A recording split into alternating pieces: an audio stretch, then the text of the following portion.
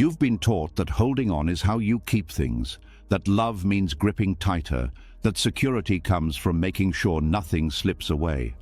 But if that were true, why does fear still sit quietly in your chest? Why does the thought of loss disturb your peace? Why does the mind stay restless even when everything seems fine?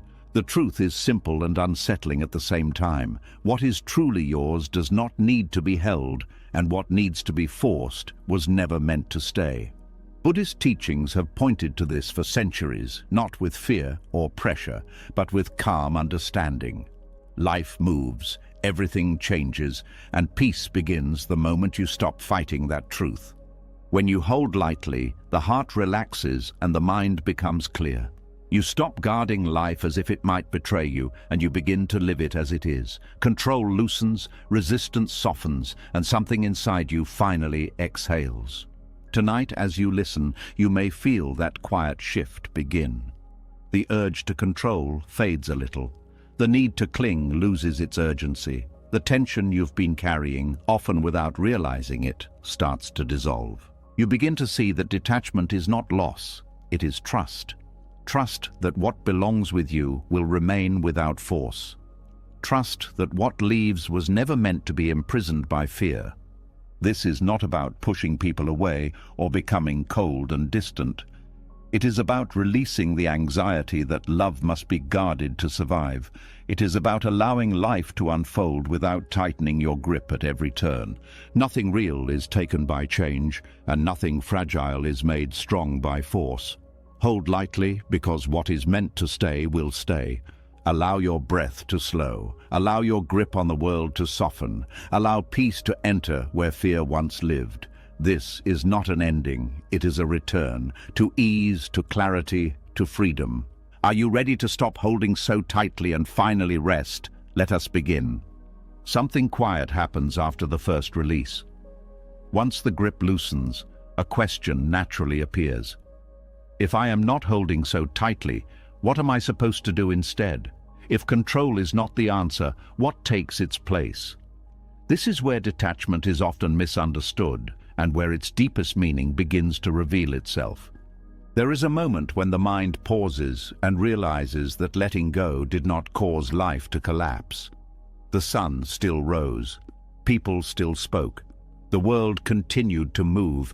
That moment opens a door to a deeper truth, one that Buddhism has carried gently across centuries. Detachment is not the act of stepping away from life. It is the act of trusting life enough to stop strangling it.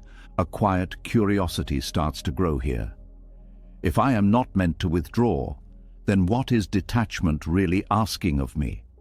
Detachment in its truest form is not distance, it is trust. It is the understanding that reality does not need to be gripped to be meaningful, protected, or preserved. Most people assume detachment means becoming passive, emotionally unavailable, or uninterested in the world. That misunderstanding has kept countless people locked in fear because they believe the only alternative to control is loss. But Buddhism does not teach abandonment of life. It teaches confidence in life. The instinct to hold tightly comes from a belief that things will fall apart without constant effort. The mind assumes that love will disappear if it is not monitored, that happiness will vanish if it is not secured, that stability requires tension. This belief creates a background anxiety that never truly rests. Even in moments of joy, there is a subtle worry that it could end. Detachment does not erase joy. It removes the fear that shadows it. Trusting reality does not mean being careless or indifferent. It means recognizing that life operates on principles far larger than personal control. Seasons change without permission. Bodies age without negotiation. People evolve in directions that cannot be predicted or commanded.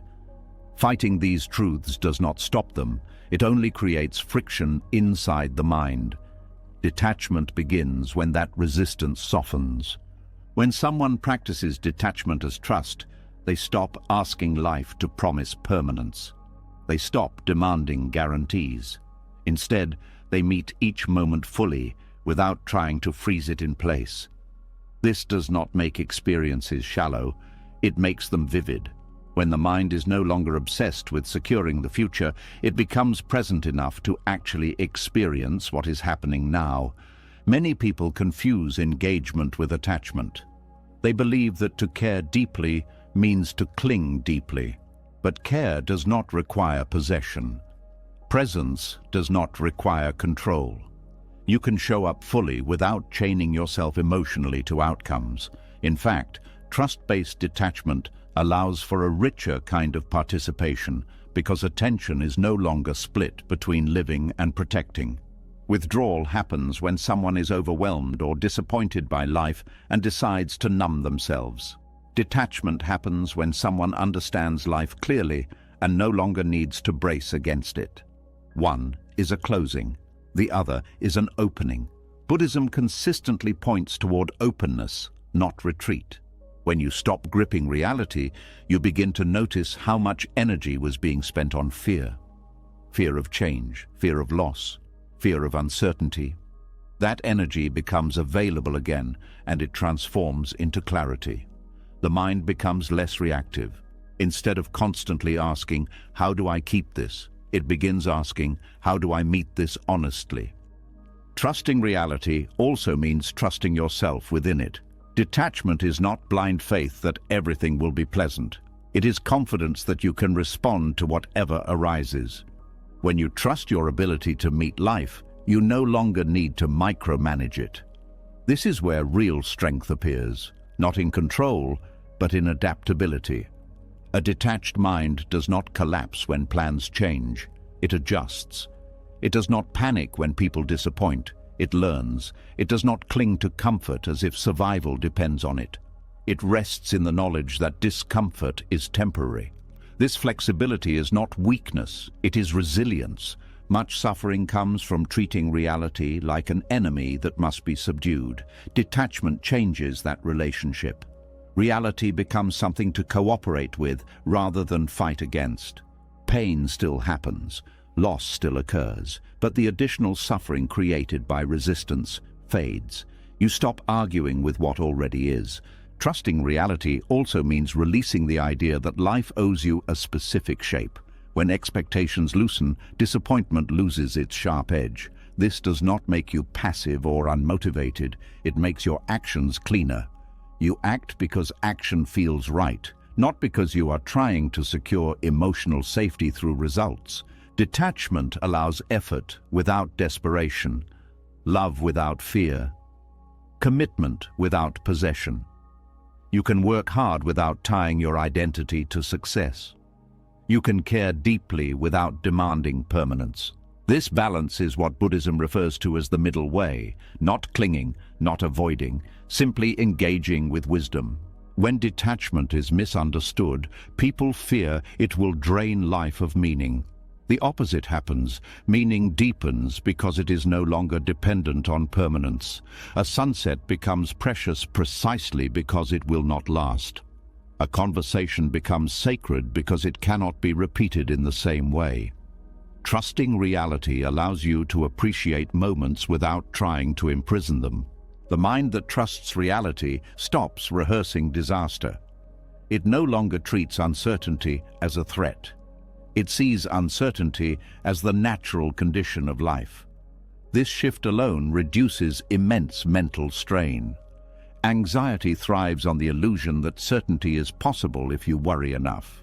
Detachment exposes that illusion. There is also a quiet humility in detachment. It acknowledges that life is larger than personal will. This humility is not humiliation, it is relief. You are no longer responsible for holding the universe together. You are only responsible for meeting your own experience with awareness and integrity. When trust replaces control, relationships change. You listen more, you react less, you allow others to be themselves instead of trying to mold them into sources of security. This creates space for genuine connection. People feel less managed and more met. Detachment, far from isolating, often deepens intimacy. Trusting reality also dissolves the constant internal commentary about how things should be. The mind becomes quieter because it is no longer fighting imaginary battles with the present moment. Silence grows not because you suppress thoughts, but because there is less conflict generating them. This kind of detachment does not happen through force. You cannot command yourself to trust reality. It develops gradually as you observe how clinging creates tension and how letting go creates ease. Each small release reinforces confidence. Each moment of non-resistance becomes proof that life continues without your grip. Over time, you begin to sense a subtle friendliness in reality, not because everything is pleasant, but because everything is workable. Even pain becomes something that can be met, learned from, and released. This realization is deeply stabilizing. You stop bracing for collapse. Detachment as trust also reshapes how you experience uncertainty about the future. Instead of seeing it as a void to fear, you see it as open space. Possibility replaces dread. Flexibility replaces rigidity. You prepare without panicking. You plan without clinging. The nervous system responds to this shift. When the mind stops signaling constant threat, the body relaxes. Breathing deepens. Muscles soften. Rest becomes more accessible. Detachment is not only a philosophical stance, it is a physiological relief. Trusting reality does not mean trusting that everything will go your way. It means trusting that nothing needs to go your way for you to remain whole. This is the quiet power Buddhism points toward, a power that does not dominate but endures. As this understanding settles, something else becomes clear. Detachment is not something you apply to life from the outside. It is something that emerges when you stop misunderstanding life. When you stop demanding permanence, reality no longer feels like a threat. It feels like a flow you can stand within. This is why true detachment feels warm rather than cold. It is rooted in acceptance, not avoidance. It allows you to participate fully without being consumed. You walk through life with open hands instead of clenched fists, and as this trust deepens, a subtle confidence forms beneath everything you do. You begin to sense that whatever comes, you will meet it. Whatever leaves, you will survive it. Whatever stays, you will appreciate it without fear. That confidence is not loud. It does not announce itself. It simply steadies you. And from that steadiness, life begins to feel less like something you must defend and more like something you can finally live. As the grip softens and the mind grows quieter, something subtle becomes visible. Even without tension, there is a lingering habit that tries to return, a reflex that says, hold on just a little more, protect this, secure that. It does not shout, it whispers, and that whisper is not desire. It is fear, speaking softly so it will not be questioned. There is a strange discomfort in realizing this. Many of the things you believed were driven by love, passion, or ambition begin to feel different when seen closely. A quiet curiosity appears. What if the force behind so much effort was not wanting more but fearing less? What if clinging was never about reaching forward, but about bracing against change? Clinging feels active, but it is defensive. Desire moves toward life with openness. Fear moves toward life with armor. At first glance, they can look identical. Both pursue relationships, goals, recognition, stability. But the inner experience is completely different. Desire feels alive and spacious. Fear feels urgent and tight. When fear disguises itself as desire, it borrows noble language. It calls itself commitment. It calls itself caring deeply. It calls itself responsibility. But beneath those labels is a refusal to accept impermanence. The mind wants assurance in a world that offers none, and clinging becomes the strategy to create the illusion of safety. Impermanence is not dramatic most of the time. It is subtle. Things slowly change, people evolve, feelings shift, circumstances rearrange. Fear does not like subtlety. It wants fixed ground. When it cannot find it, it tries to build it by holding harder. This is why clinging often increases when something matters most. The more meaningful an experience feels, the more fear arises around losing it. Instead of allowing meaning to deepen presence, fear hijacks it and turns it into tension. The mind begins to watch the experience rather than live it. Fear of impermanence does not announce itself clearly. It does not say, "I am afraid things will end." It says, "I must make this last." It does not say, "I cannot tolerate uncertainty." It says, "I need a plan." It does not say, "I am afraid of change." It says, "Things should stay this way." This is how fear pretends to be certainty. It adopts confident language. It sounds decisive. It feels convincing. But certainty built on fear is brittle. It cracks under pressure because it is fighting reality instead of working with it. Clinging also distorts motivation. When fear is present, effort becomes compulsive, rest feels dangerous, letting go feels irresponsible. The mind stays busy because stillness would expose uncertainty. This constant activity can look like drive, but it is actually avoidance. Desire does not fear stillness. Desire can pause. Fear cannot.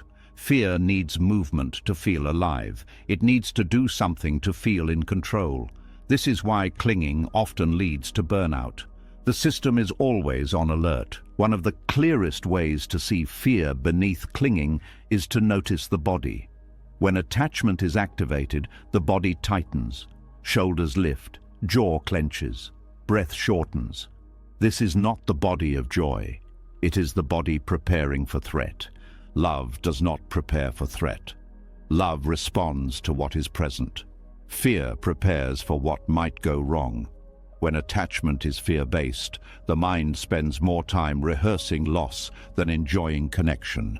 This is especially visible in relationships. When fear disguises itself as love, attention turns into monitoring. Care turns into checking. Support turns into control. The intention may be to protect the relationship, but the effect is tension. The other person feels managed rather than met. Fear-based attachment struggles with change in others. Growth feels dangerous because it introduces uncertainty. Instead of celebrating evolution, fear tries to preserve a familiar version of the person. This is not because of love for who they are now, but fear of losing what felt stable before. Ambition follows a similar pattern. Healthy ambition is curiosity in motion. Fear-based ambition is identity protection. It needs success to confirm worth. It needs progress to avoid feeling replaceable. When ambition is driven by fear, satisfaction never lasts. Each achievement only raises the bar for the next guarantee. This is why clinging rarely brings peace, even when it succeeds. The mind immediately looks for the next thing that could be lost. Fear does not feel safe with success. It only feels temporarily distracted. Clinging also shrinks perception. When fear is active, awareness narrows. The mind becomes obsessed with one outcome, one person, one identity. Everything else fades into the background. Life becomes smaller, even when it appears full. Desire expands awareness. Fear contracts it. This contraction is what makes attachment feel suffocating over time. You are not holding life. Life feels like it is holding you. Another sign of fear beneath clinging is intolerance for uncertainty. When the future is unclear, the mind becomes restless. It seeks answers, predictions, reassurance. It tries to settle discomfort by knowing. But knowing is not always possible. Life does not reveal itself on demand. Fear struggles with this. It would rather cling to a bad certainty than face an open unknown. This is why people sometimes stay attached to situations that cause pain. The pain is familiar. The unknown feels threatening. Clinging can also attach to suffering itself. Stories of loss, resentment, or regret become identities. Letting go feels like betrayal of the past. Fear convinces the mind that holding pain is safer than risking new uncertainty. The tragedy of fear-based attachment is that it sacrifices the present for an illusion of future safety. Moments are missed, joy is diluted, connection becomes conditional, Life is postponed in the name of protection. Fear also mistakes vigilance for care. It believes that worrying proves importance, that anxiety shows love. But worry does not protect what you value. It only drains you. Care without fear is attentive, not tense. When fear is seen clearly, there is often resistance. The ego does not like to admit vulnerability. It prefers to see itself as strong, committed, disciplined. Acknowledging fear feels like weakness, but denying fear gives it control. Understanding fear does not mean obeying it. It means recognizing its presence without letting it dictate behavior. This is where detachment deepens. You stop acting from panic. You begin responding from awareness. As this awareness grows, clinging loses its justification. The mind sees that holding tighter does not stop change. It only increases suffering. This realization is not intellectual. It is experiential. It comes from noticing how the body and mind respond when fear is driving. Fear wants certainty because it doubts resilience. It does not trust that you can meet loss, change, or disappointment. Detachment begins to build that trust. Not by eliminating fear, but by showing the mind that uncertainty can be lived with. Gradually, the nervous system learns that not everything needs to be secured. That safety does not come from permanence. That identity can be flexible. This learning happens through small releases, letting plans change, allowing feelings to pass, not fixing everything immediately. Fear weakens when it is no longer rewarded with obedience. When the mind stops rushing to reassure it, fear loses urgency.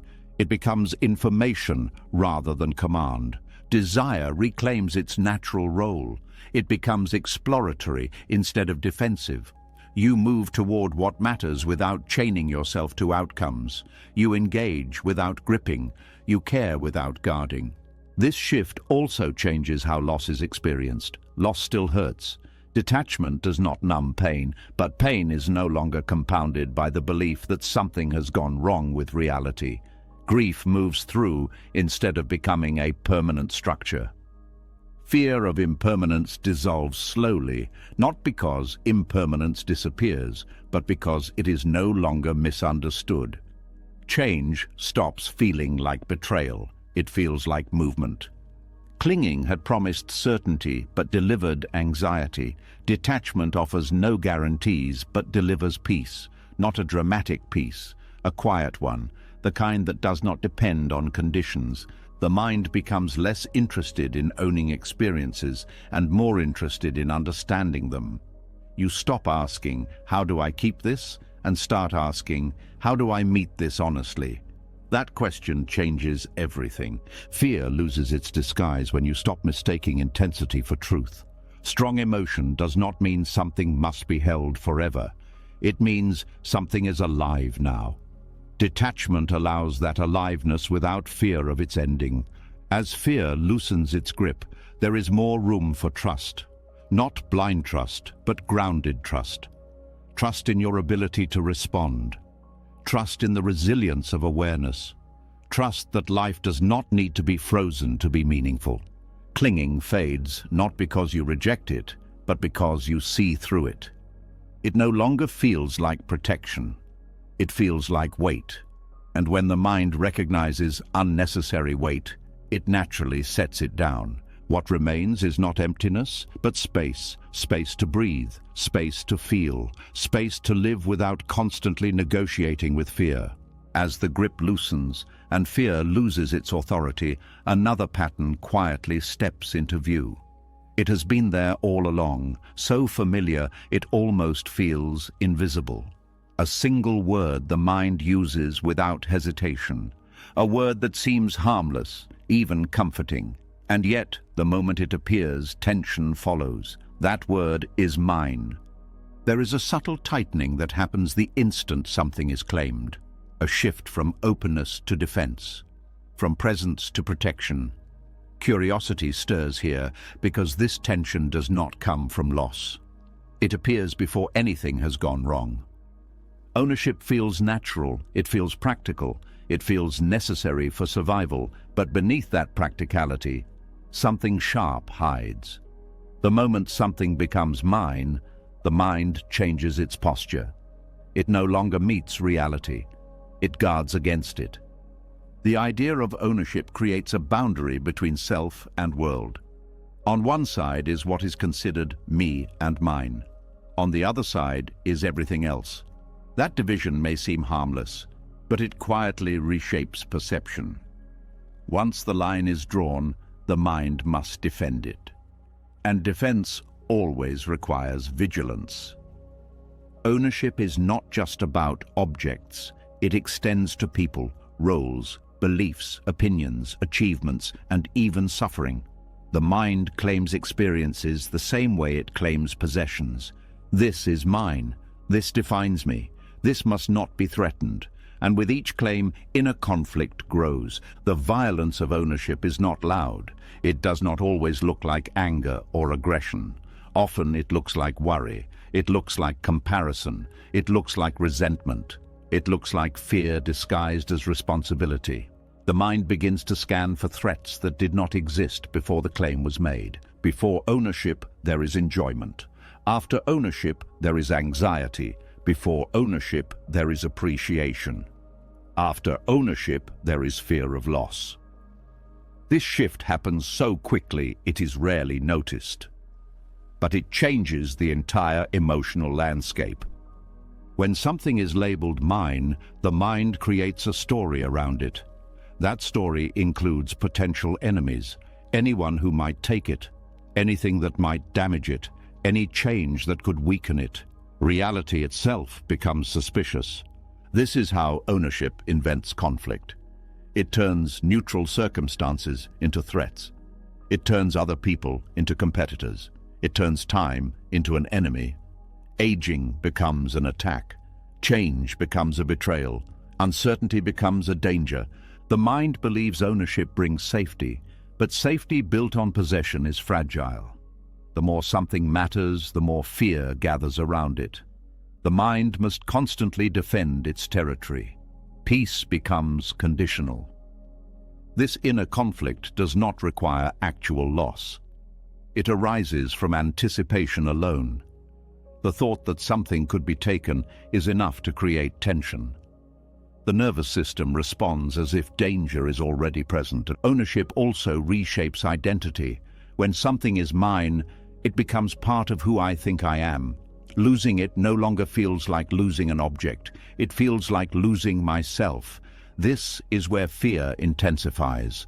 The mind is no longer protecting something external. It is protecting its image. This is why criticism hurts more when identity is involved, why challenges feel personal, why disagreement feels threatening.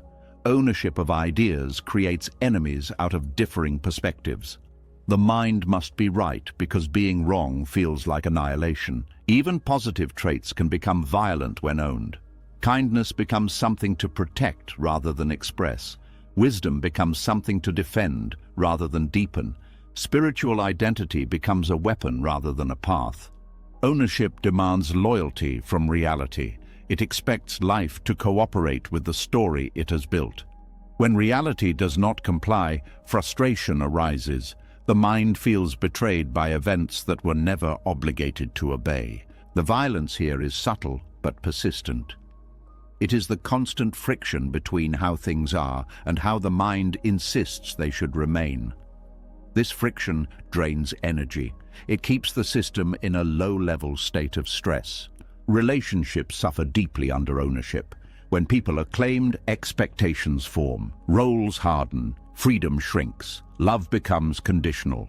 The other person is no longer met as they are, but measured against what they provide. Ownership turns affection into obligation, care into entitlement, presence into duty. And when those expectations are not met, resentment follows. Conflict appears not because love disappeared, but because possession replaced connection. Even self-ownership creates conflict. The idea of my life, my path, my success can trap the mind in comparison. Other people's progress feels like a threat. Their happiness feels like competition. The world becomes a scoreboard. Ownership also feeds scarcity. If something is mine, it implies it is limited. If it is limited, it must be protected. If it must be protected, someone must be kept out. This logic fuels fear, even when resources are abundant. The mind rarely questions this chain of reasoning. It feels instinctual, but it is learned, and what is learned can be unlearned. The Buddha's insight into non-ownership was not about rejecting material life. It was about recognizing how the idea of possession distorts perception. The problem is not having things. The problem is believing they belong to a permanent self. When the sense of mine softens, the mind relaxes. The world stops feeling hostile. Experiences are met without the need to guard them. Enjoyment returns without fear. This does not mean care disappears. It becomes cleaner. When something is no longer owned, it can be cared for without anxiety. Responsibility remains, but obsession fades. Non-ownership also changes how loss is experienced. Loss still hurts, but it does not shatter identity. Grief moves through instead of becoming a permanent wound. The pain is honest, not compounded by the belief that something essential was stolen. The violence of ownership is also visible in how people treat themselves. When failure is owned, shame appears. When success is owned, fear of losing it appears. The mind swings between pride and self-attack, never resting. Letting go of ownership creates neutrality. Experiences are allowed to be what they are without becoming verdicts on worth. Life becomes a series of events rather than a trial. Ownership also fuels comparison. If something is mine, it can be more or less than someone else's. Comparison breeds dissatisfaction. There is always someone with more, someone with less. Peace becomes dependent on relative position. Without ownership, comparison loses relevance. Experiences are no longer ranked. They are simply lived. Satisfaction becomes internal rather than negotiated against others. The idea of mine also locks the mind into time. It demands continuity. It expects the past to guarantee the future. When continuity breaks, anxiety spikes. Non-ownership allows for discontinuity without collapse. The mind often resists this understanding because ownership feels empowering. It feels like control. But true power does not come from possession. It comes from adaptability, from the ability to respond without being threatened. Non-ownership does not mean neglect. It means engagement without domination. It means participating in life without declaring war on change. As the sense of mine loosens, a quiet relief appears. The world feels less heavy. There is less to defend, less to prove, less to protect. Conflict decreases not because the world becomes gentle, but because the mind stops attacking itself through constant defense. Energy once spent guarding dissolves into presence. This presence does not make life smaller, it makes it more fluid. Experiences move freely. Joy comes without fear. Difficulty comes without added resistance. Ownership had promised security, but delivered conflict. Letting go does not create chaos. It creates space. In that space, the mind learns something simple and profound. Nothing needs to be possessed to be meaningful. Nothing needs to be owned to be cared for. And nothing needs to be defended to be lived fully. The quiet tension that once followed the word mine begins to fade. What remains is not emptiness, but ease, a way of being that no longer treats reality as something to conquer, but as something to move within. As the sense of ownership loosens, something delicate begins to surface. When the mind no longer declares war on reality, it becomes aware of a deeper fear that has been quietly shaping behavior all along. Not just the fear of losing things, but the fear of feeling loss itself. The mind realizes that much of its tension was not about what had already disappeared, but about what might one day leave. There is a tender question hidden here.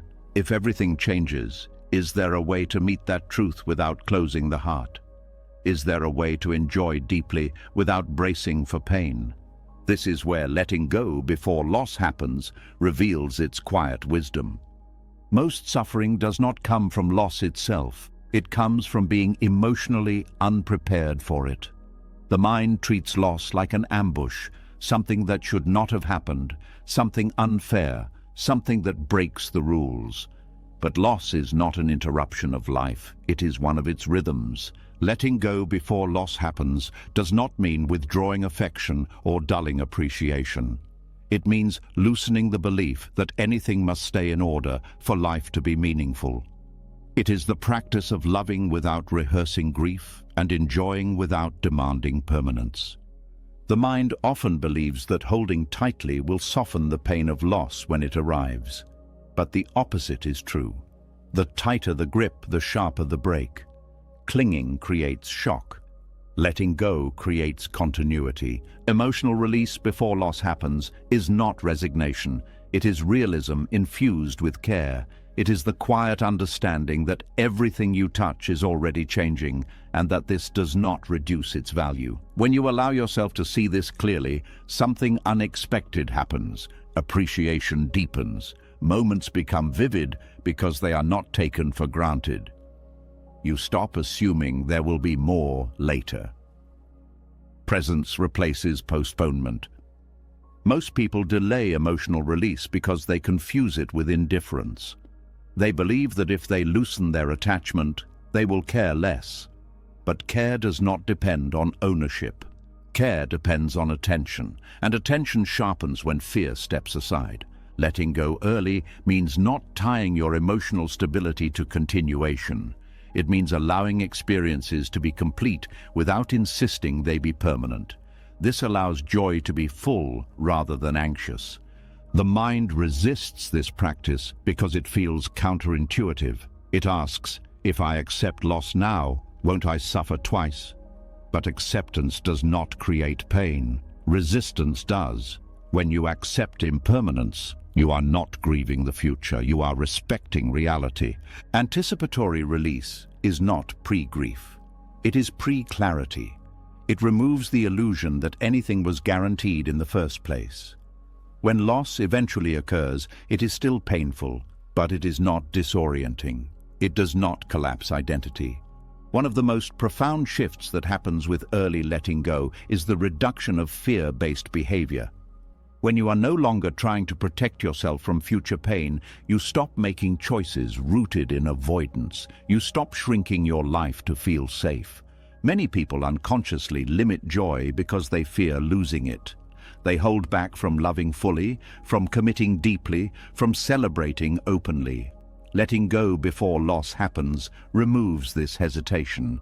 You give yourself permission to be alive. This practice also changes how memory works. Instead of clinging to the past to preserve what is gone, you allow memories to flow naturally. They become warm rather than sharp. Gratitude replaces longing. The nervous system benefits from this shift. When you stop treating loss as catastrophe, the body relaxes. It no longer stays on constant alert. Emotional resilience increases because the system trusts that pain can be felt without breaking. Letting go early also teaches the mind how to release without collapse. It becomes familiar with the sensation of opening the hand. When loss arrives, the gesture is known. There is less panic, less grasping, less internal violence. This does not make loss easy, nothing does, but it makes loss honest. Pain moves through instead of becoming trapped. Tears flow instead of hardening into bitterness. Another subtle benefit of early letting go is freedom from emotional bargaining. The mind stops negotiating with reality. It no longer promises good behavior in exchange for stability.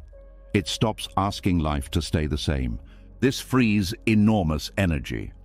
Energy once spent on fear becomes available for creativity, connection, and care. You show up more fully because you are no longer holding back to protect yourself. Letting go before loss also changes how gratitude is experienced. Gratitude becomes immediate rather than delayed. You stop waiting until something is gone to appreciate it. Appreciation becomes a living practice instead of a retrospective one. This is not a mental trick, it is a way of seeing. When you know something is not owned, you pay attention. You notice textures, tones, small gestures. Life becomes detailed again. Early release also softens regret. When experiences end, there is less sense of unfinished business. You were present. You did not postpone love. You did not assume later.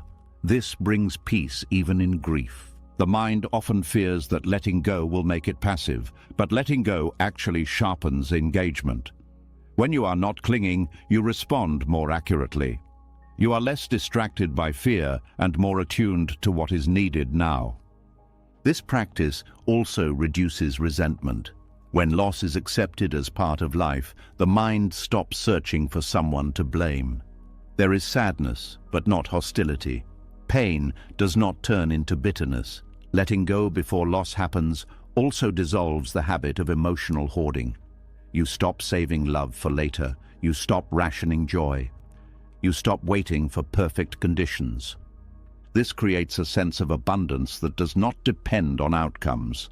Even when things end, life feels full rather than depleted. The fear that early release will numb emotion is unfounded. What numbs emotion is resistance.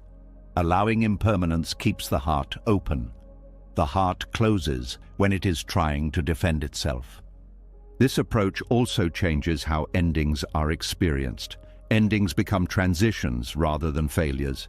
They still carry sadness, but not humiliation, not shame, not collapse. The mind learns that it can survive endings without self-punishment. This confidence reduces fear across all areas of life. You become more willing to try, to love, to risk. Letting go before loss happens also encourages humility. It reminds you that nothing was owed, that every experience was a gift, not a contract. This humility is not smallness, it is grace. As this understanding deepens, you stop asking life to be predictable. You allow it to be alive. You meet moments as visitors rather than possessions. This does not reduce commitment, it purifies it. You commit without demanding control. You care without insisting on permanence. You love without chaining. The quiet strength of this practice lies in its gentleness. It does not require dramatic renunciation. It only asks for honesty. Honesty about change, honesty about fear, honesty about how tightly you are holding. Over time, the habit of early release becomes natural.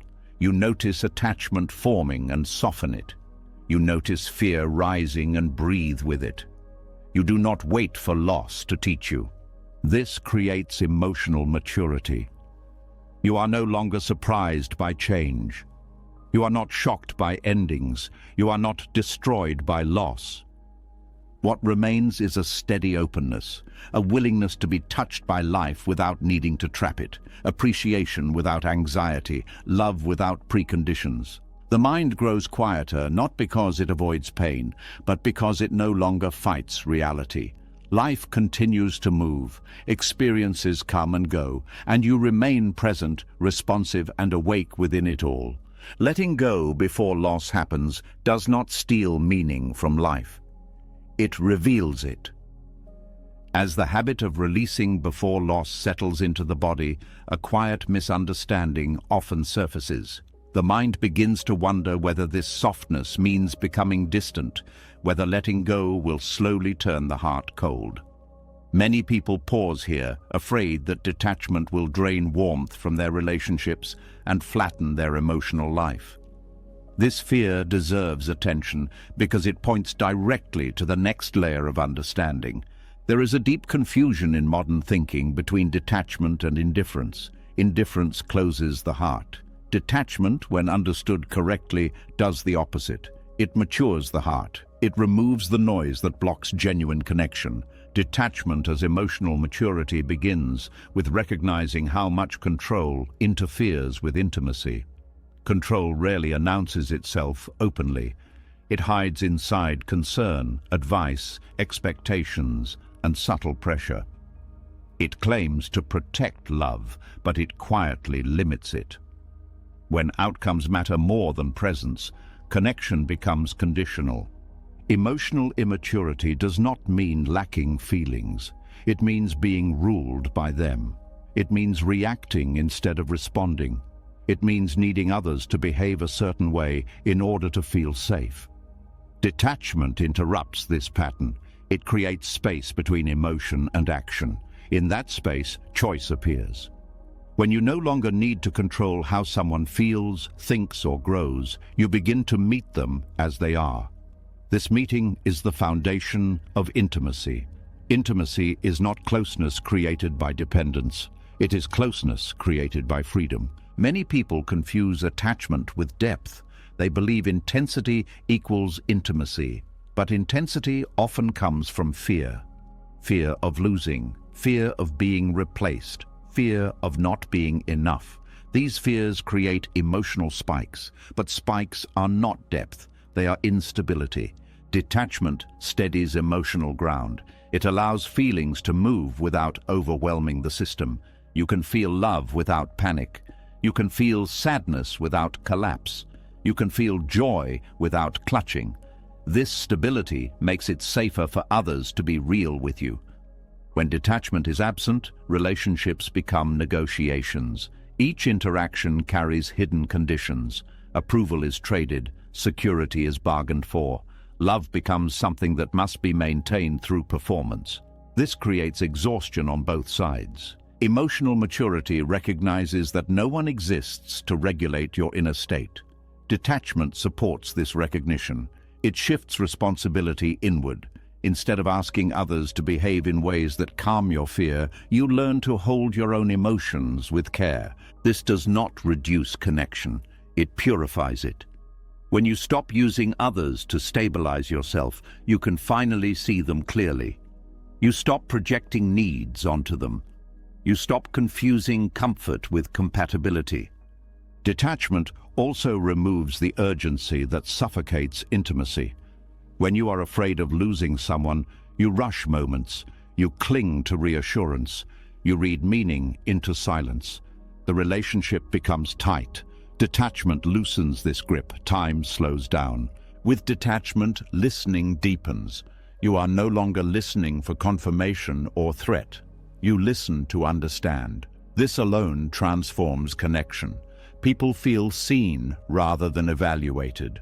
Emotional maturity also involves allowing others to experience discomfort without rushing to fix it. Control often masquerades as help. It says, "I can't stand to see you struggle," but underneath is often the truth.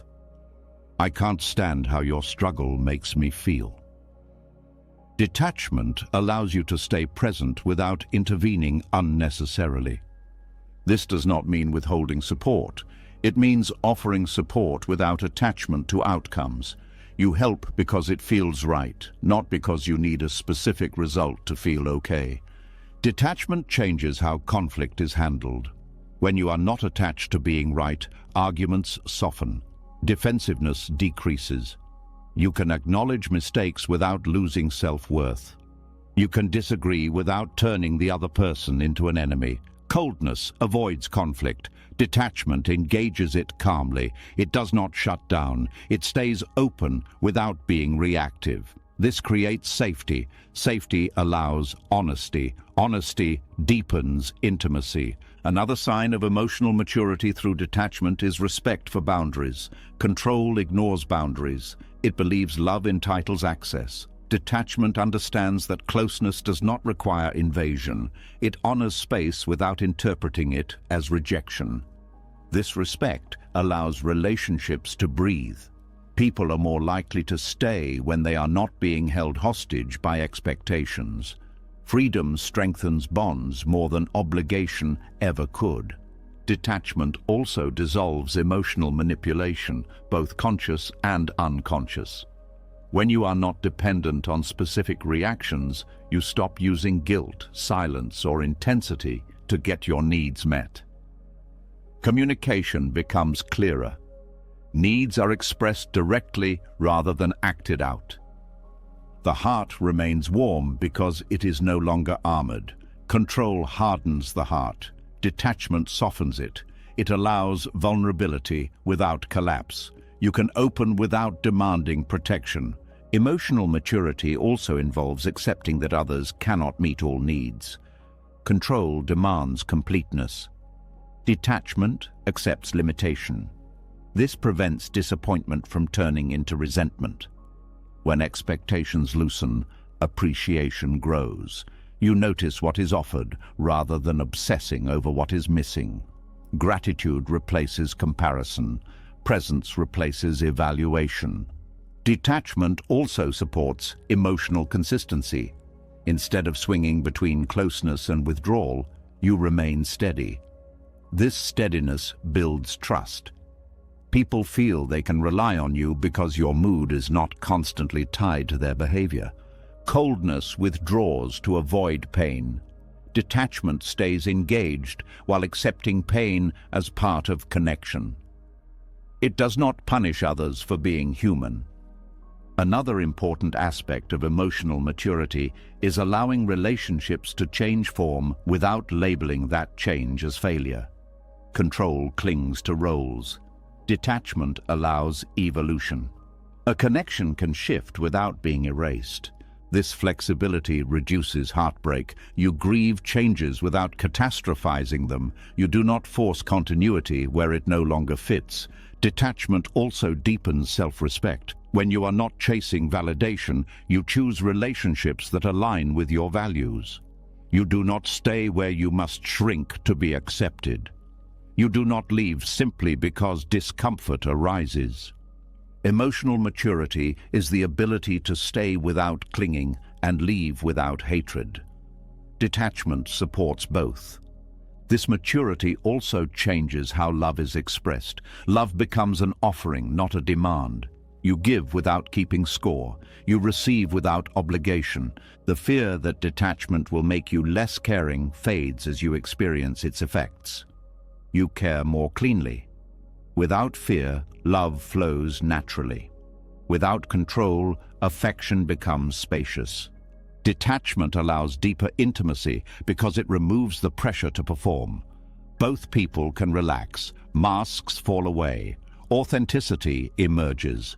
You begin to value honesty over harmony. Harmony maintained through suppression is fragile. Honesty held with detachment is stable. Detachment also reduces emotional burnout. When you are not responsible for managing others' feelings, you conserve energy. This energy can be used for presence, creativity, and care. Emotional maturity recognizes that connection does not mean fusion. Two people can be close without merging identities. Detachment preserves individuality while supporting connection. This balance prevents resentment. When you do not lose yourself in relationships, you do not secretly blame others for your sacrifice. Detachment also improves forgiveness. When you are not attached to how things should have been, you release grudges more easily. Forgiveness becomes a natural response rather than a moral effort. Coldness protects itself by numbing. Detachment protects itself by understanding. One closes doors, the other opens windows.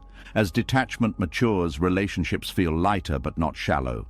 There is room for laughter, silence, disagreement, and change. The connection adapts instead of breaking. The heart does not shrink, it expands. It learns how to love without fear, how to stay open without losing itself, how to be present without trying to control life. This is emotional maturity, not the absence of feeling, but the presence of wisdom within feeling, not distance but clarity, not coldness but warmth that no longer burns. Detachment does not remove intimacy, it makes intimacy possible. As emotional maturity settles in, something gentle begins to happen. Without control, without clinging, without the constant need to secure outcomes, attention starts to soften. The mind is no longer busy managing the future or protecting the past. In that openness, a quiet feeling appears. Not excitement, not relief, gratitude, but not the forced kind. The kind that rises naturally when you realize nothing is promised. There is a subtle surprise here. Many people believe that holding lightly will make life feel less important, less intense, less meaningful. Yet the opposite unfolds. When guarantees disappear, presence sharpens. When permanence is no longer assumed, every moment gains weight. Gratitude does not grow from ownership, it grows from awareness. When something is treated as guaranteed, it fades into the background of attention. The mind stops noticing it. This is not because it lacks value, but because familiarity dulls perception. Holding lightly reverses this dulling. It brings life back into focus. When nothing is guaranteed, the mind stops postponing appreciation. There is no longer an assumption that there will be more later, that this can be enjoyed tomorrow, that connection can be deepened another time. Attention arrives fully because now is all that is known. Holding lightly removes entitlement. Entitlement quietly erodes gratitude. When the mind believes it deserves certain experiences, people, or conditions, appreciation turns into expectation. Expectation turns into disappointment. Holding lightly breaks this chain. Without entitlement, experiences feel like gifts rather than obligations. Even ordinary moments regain color. A conversation feels alive. A quiet afternoon feels full. A shared meal feels meaningful, not because anything extraordinary is happening, but because nothing is being taken for granted. Gratitude, sharpened by impermanence, is not sentimental. It is clear. It does not cling. It does not beg moments to stay. It simply recognizes their presence and responds with care. Many people fear that acknowledging impermanence will make joy fragile. They believe that if they remember something could end, they will not relax into it. But what actually makes joy fragile is fear of loss. Holding lightly removes that fear. Joy becomes something that can be experienced fully without the shadow of anxiety. When you stop trying to secure experiences, you stop splitting attention. You are no longer half in the present and half in the future, worrying about preservation. Attention becomes whole. Gratitude grows naturally from wholeness. Holding lightly also changes how memory functions. When experiences end, they are remembered with warmth rather than grasping. You do not cling to memories to compensate for fear. Memories become reflections, not substitutes. This kind of gratitude does not deny sadness. Sadness and gratitude can coexist. In fact, they often deepen each other. When something ends, grief honors the value of what was present. Gratitude does not erase pain, it gives it meaning. When nothing is guaranteed, even difficult moments are met differently. Hard experiences are not dismissed, but they are not wasted. Attention stays open. Learning replaces resentment. Gratitude appears not for the pain itself, but for the clarity it brings. Holding lightly also prevents the mind from numbing itself. When experiences are assumed to be permanent, the mind dulls sensation. It waits. It postpones feeling. When permanence is removed, sensation returns. Life feels textured again. This sharpening of perception makes simple things satisfying. You notice tone of voice, shifts in light, subtle kindness. These details were always present, but they were ignored because attention was busy elsewhere. Gratitude sharpened by uncertainty is active, not passive. It shows up as care. You listen more closely. You respond more thoughtfully. You express appreciation sooner rather than later. You do not save kindness for special occasions. Holding lightly also dissolves comparison. When experiences are not owned, they are not measured against others. You stop asking whether someone else has more, better, or longer-lasting experiences. Gratitude becomes personal rather than competitive. This shift also changes how success is experienced. Achievements are enjoyed without being used as proof of worth. You appreciate effort without demanding recognition. Satisfaction becomes internal. Gratitude deepens because it is no longer transactional. You do not feel grateful because something benefits you. You feel grateful because something exists at all. This removes pressure from life to constantly deliver. Holding lightly also supports humility. When nothing is guaranteed, arrogance fades. You recognize that favorable conditions are not personal achievements alone. This humility does not diminish confidence, it stabilizes it. Another quiet effect of holding lightly is patience. When you are not rushing to secure outcomes, you can wait. You allow processes to unfold. Gratitude includes patience because it trusts timing rather than forcing results. This patience also reduces frustration. When things do not go as planned, the mind does not immediately label the moment as a failure. It stays open.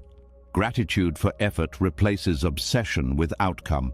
Holding lightly allows appreciation to exist without attachment. You can enjoy beauty without needing to possess it. You can love without demanding permanence.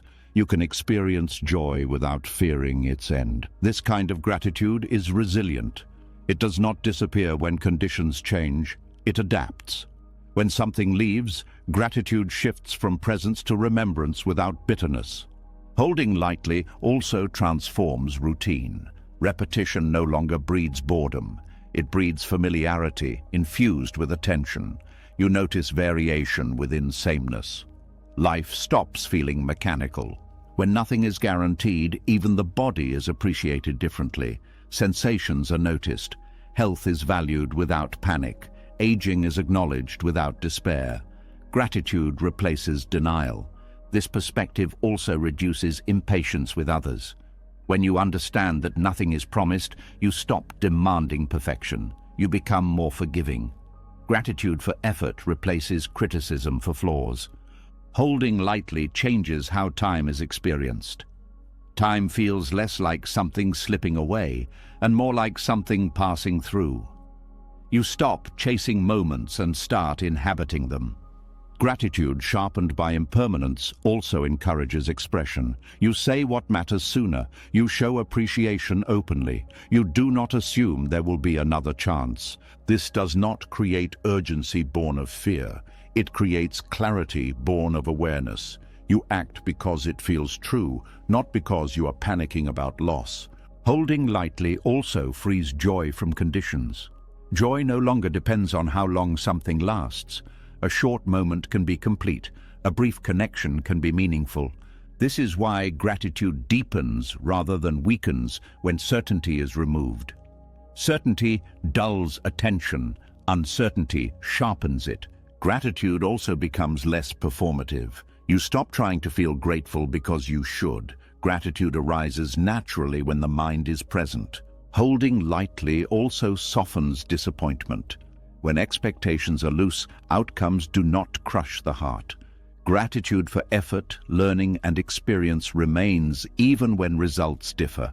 This allows you to keep engaging with life without becoming cynical. Cynicism often grows from repeated disappointment paired with rigid expectation. Holding lightly dissolves this pattern. Gratitude, sharpened by impermanence, also nurtures contentment. Contentment does not mean settling. It means recognizing sufficiency within the present moment. Holding lightly allows ambition to coexist with gratitude. You strive without resentment. You aim without entitlement. You appreciate progress without demanding completion. As this way of seeing deepens, life feels fuller without being heavier. Moments carry weight, but not burden. Attention stays open. Appreciation stays alive. Gratitude becomes less about saying thank you and more about how you live. It shows up in care, patience, presence, and respect. When nothing is guaranteed, nothing is wasted. Every experience contributes. Every moment matters. Holding lightly does not weaken gratitude. It reveals it. Gratitude was never meant to grow from security. It grows from awareness, and awareness sharpens when the hands are open.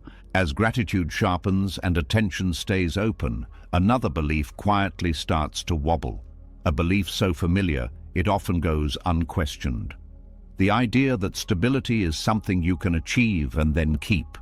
That if you just arrange life correctly, hold the right things close, and protect what matters, everything will finally settle. This belief feels comforting.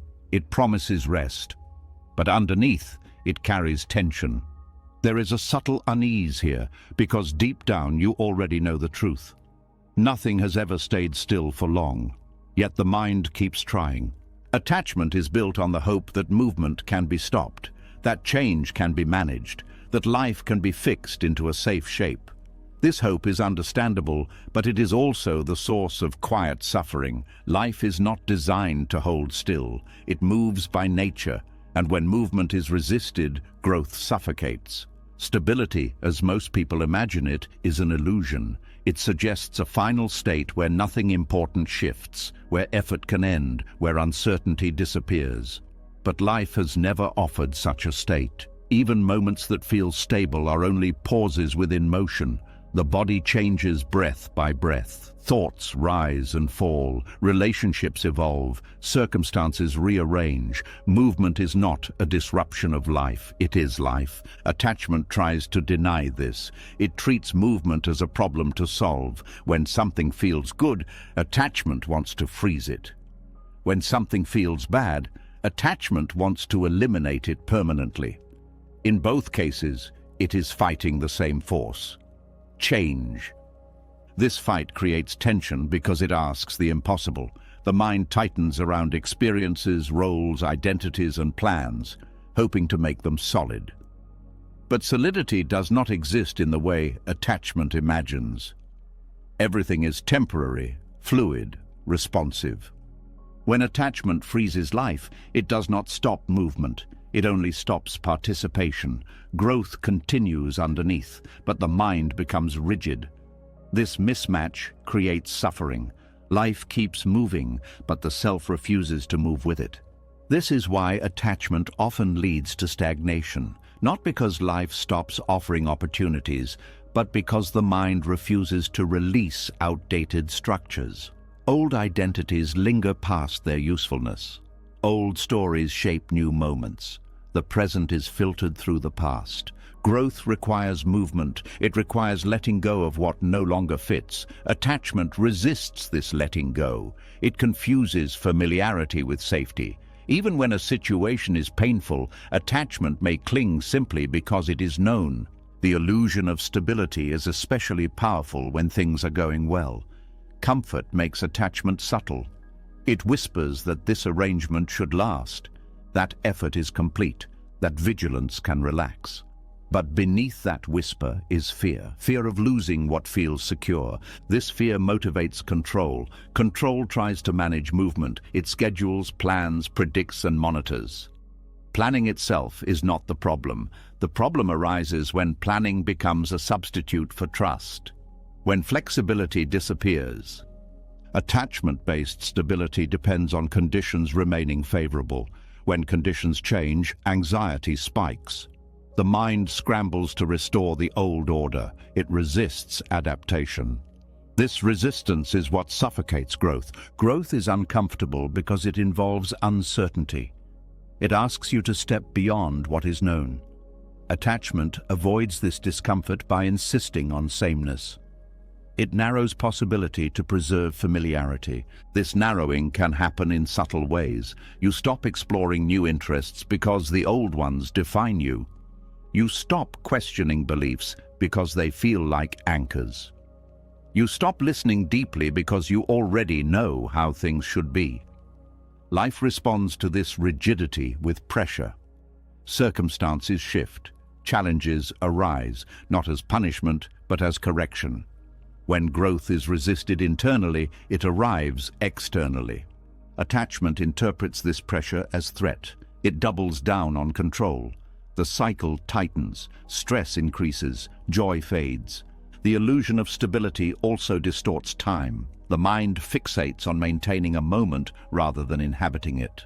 Presence is sacrificed for preservation. You are no longer living the experience. You are guarding it.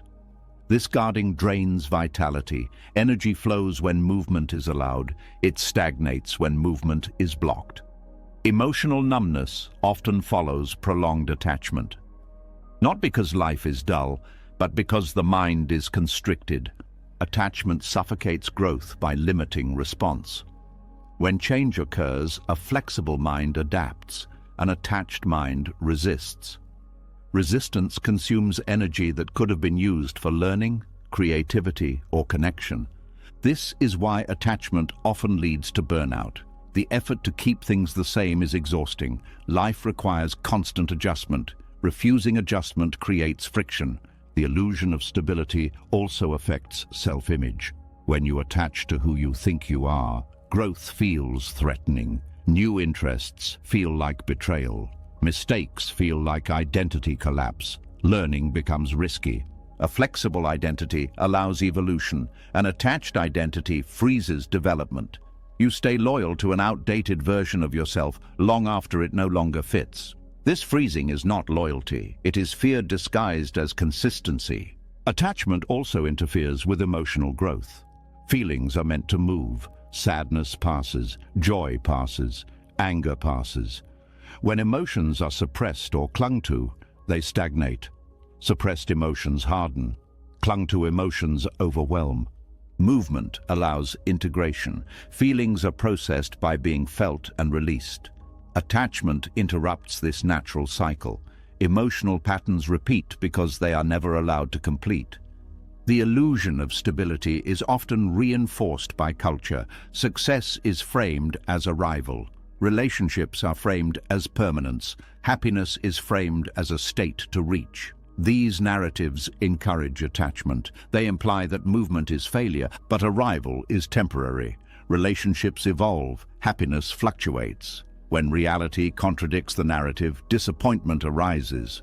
Not because life failed, but because expectations were unrealistic. Attachment freezes not only external circumstances, but inner curiosity. When you believe you have arrived, you stop asking questions. Curiosity fades. Growth slows. Life does not reward stagnation. It invites participation. When participation stops, meaning thins. Movement does not mean chaos. It means responsiveness. Stability does not come from freezing life. It comes from moving with it. Like balance on a bicycle, stability exists only while in motion. Attachment misunderstands this. It tries to create balance by standing still. The result is a fall. True stability is dynamic. It adapts, it bends, it responds. It does not require conditions to remain unchanged. It relies on capacity rather than control. When attachment loosens, movement is no longer threatening. Change becomes information rather than danger. Growth feels natural instead of forced. This shift restores vitality. Energy returns because it is no longer blocked. Creativity awakens. New possibilities appear. Attachment suffocates growth because it clings to outcomes. Growth cares about process. Outcomes shift. Process continues. This is visible in learning. When attached to being competent, mistakes are avoided. Growth stalls. When detached from image, mistakes become teachers. Attachment also limits compassion. When attached to how others should be, their growth feels inconvenient. Detachment allows you to support change rather than resist it. The illusion of stability also creates impatience. Growth takes time. Attachment wants immediate certainty. When progress is slow, frustration rises. Detachment allows patience because it trusts movement. Life's movement is not linear. There are pauses, setbacks, leaps. Attachment expects consistency. Detachment allows rhythm. When movement is allowed, even rest becomes meaningful. Rest is no longer stagnation. It is part of the flow. Attachment tries to turn rest into permanence. It resists re-engagement. Growth requires cycles of rest and action. Freezing disrupts these cycles. The mind often fears that without attachment, life will become unstable. The opposite is true. Without attachment, you stop fighting instability. You learn to move within it. This creates a deeper sense of steadiness. Not the steadiness of things staying the same, but the steadiness of being able to respond. As this understanding settles, the illusion of stability loses its grip. The mind no longer seeks to freeze moments. It allows them to pass. Growth resumes not because you push it, but because you stop blocking it. Life moves. You move with it. And in that movement, something surprising appears. A stability that does not depend on stillness. A stability that breathes, a stability that grows. As movement is no longer resisted and growth begins to breathe again, A new kind of security quietly takes shape. It does not come from fixing life into place or predicting what comes next. It comes from something more subtle, a realization that even when the world feels uncertain, something within you remains available, steady, and untouched. This realization changes how wealth is understood. There is a quiet curiosity here. If nothing outside can be guaranteed, is there something that can be relied on? And if so, what kind of richness does that create? Non-attachment reveals a form of wealth that does not fluctuate with circumstances. While the world measures wealth through accumulation, non-attachment points inward. It shows that the less dependent you are on externals for stability, the richer your inner life becomes. Most people live as if security must come from outside, from income, reputation, relationships, comfort, routine. These things are not wrong, but when they become emotional lifelines, fear enters. Fear of losing them, fear of change, fear of falling behind. This fear quietly drains inner resources. Non-attachment does not reject external things. It simply removes dependence on them. You can have comfort without clinging. You can pursue success without tying your worth to it. You can enjoy relationships without needing them to stabilize your identity. Inner wealth grows when emotional balance no longer depends on conditions, when peace is not rented from circumstances but cultivated within awareness. This does not mean life becomes easy. It means you stop being impoverished by every shift. Dependence on externals creates volatility. When things go well, the mind rises. When they falter, the mind collapses. Non-attachment flattens these extremes, not by numbing emotion, but by grounding it. Inner wealth is resilience, the ability to remain present when conditions change, to adapt without losing yourself, to respond without panic. This resilience cannot be taken away because it is not owned by circumstance. In an uncertain world, this kind of wealth becomes priceless. Markets shift, relationships evolve, health fluctuates, roles dissolve. Non-attachment does not deny these realities. It prepares you to meet them without losing balance. The mind often confuses dependence with care. It believes that relying on externals proves engagement, but dependence weakens care. It turns appreciation into anxiety. Non-attachment frees appreciation. You enjoy without fear of collapse. Inner wealth also appears as freedom from comparison. When value is internal, other people's success does not diminish you. Their progress does not threaten your worth. You are no longer measuring yourself against unstable metrics. Comparison is expensive. It costs peace. It drains energy. Non-attachment eliminates the need to compete for validation. This creates spaciousness. Spaciousness feels rich. Another form of inner wealth is emotional autonomy. You are no longer at the mercy of praise or criticism. Feedback is received without devastation or inflation. This autonomy creates confidence that does not depend on applause. Non-attachment also reduces emotional debt. When you stop expecting life to deliver specific outcomes, disappointment loses its sting. You are less resentful because you are less entitled. Gratitude replaces grievance. Inner wealth includes the ability to rest without guilt. When your worth is not tied to productivity or outcome, rest becomes restorative instead of anxious.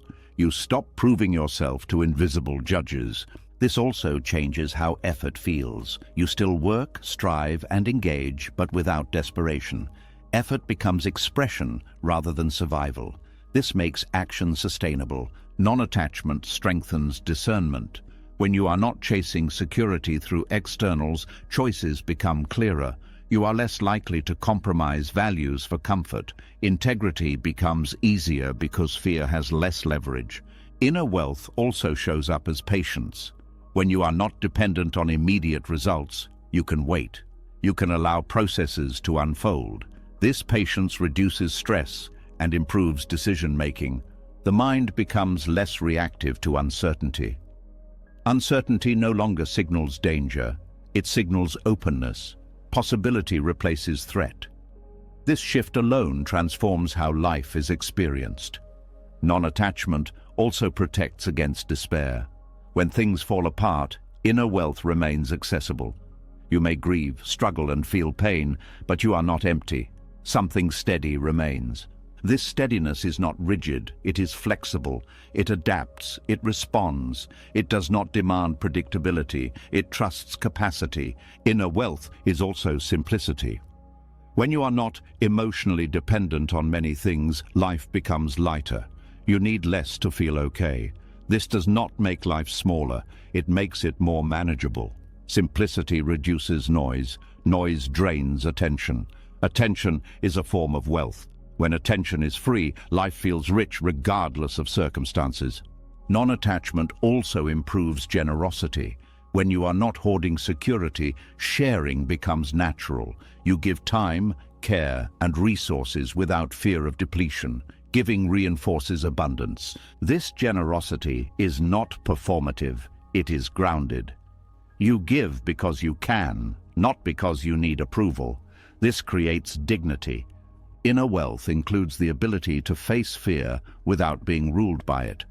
Fear still arises, but it does not dictate choices.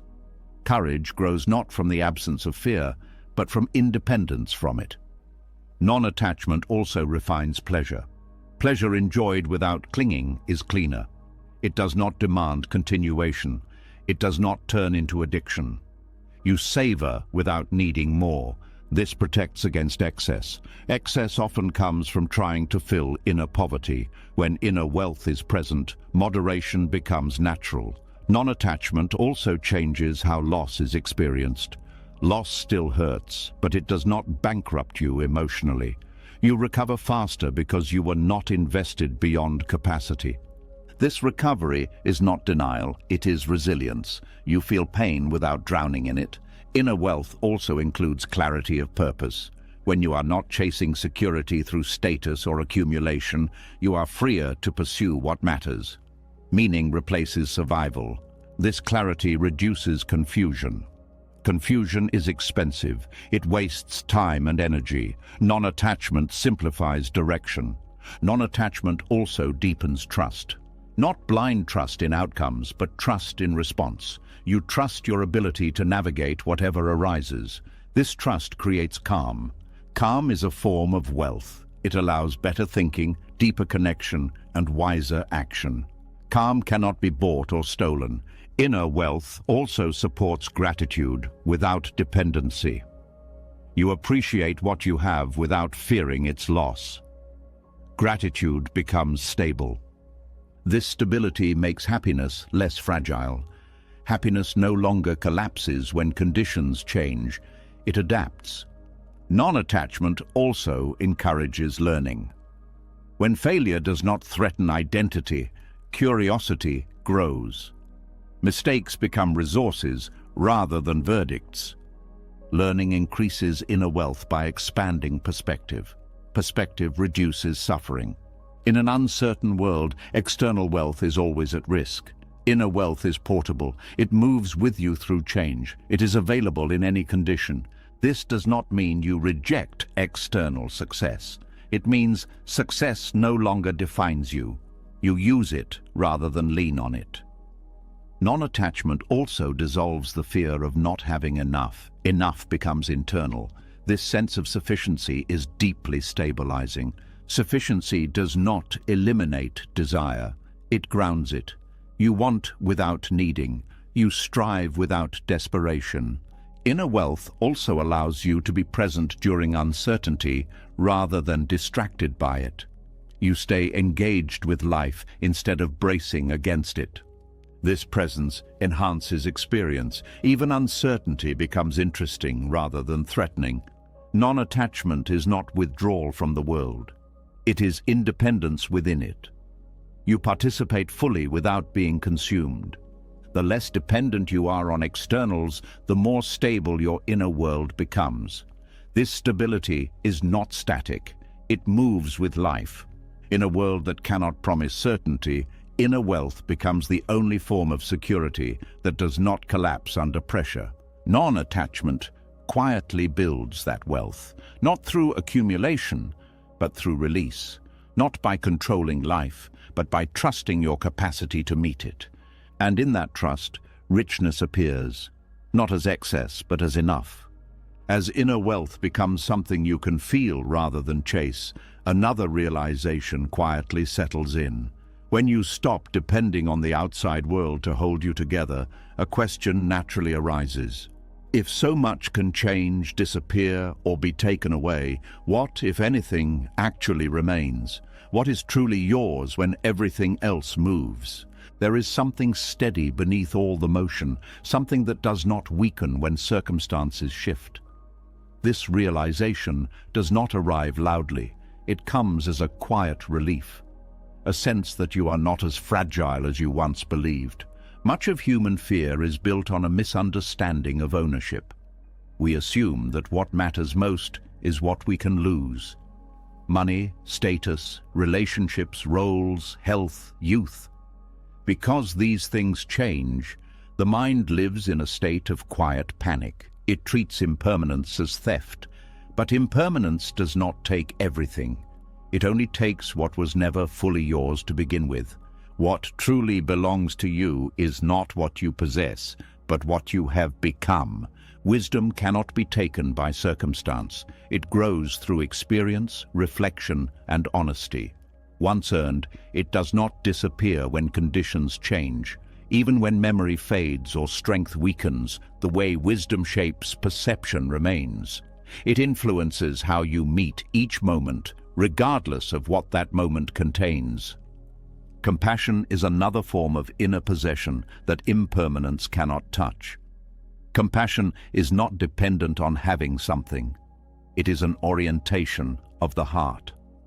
When life becomes difficult, compassion often deepens rather than fades. Loss can even refine it, stripping away judgment and replacing it with understanding. Clarity also belongs to this category. Clarity is not knowing what will happen. It is knowing how to relate to what happens. It allows you to see without distortion, to respond without panic, to choose without confusion. Once clarity is cultivated, it does not vanish when circumstances become uncertain.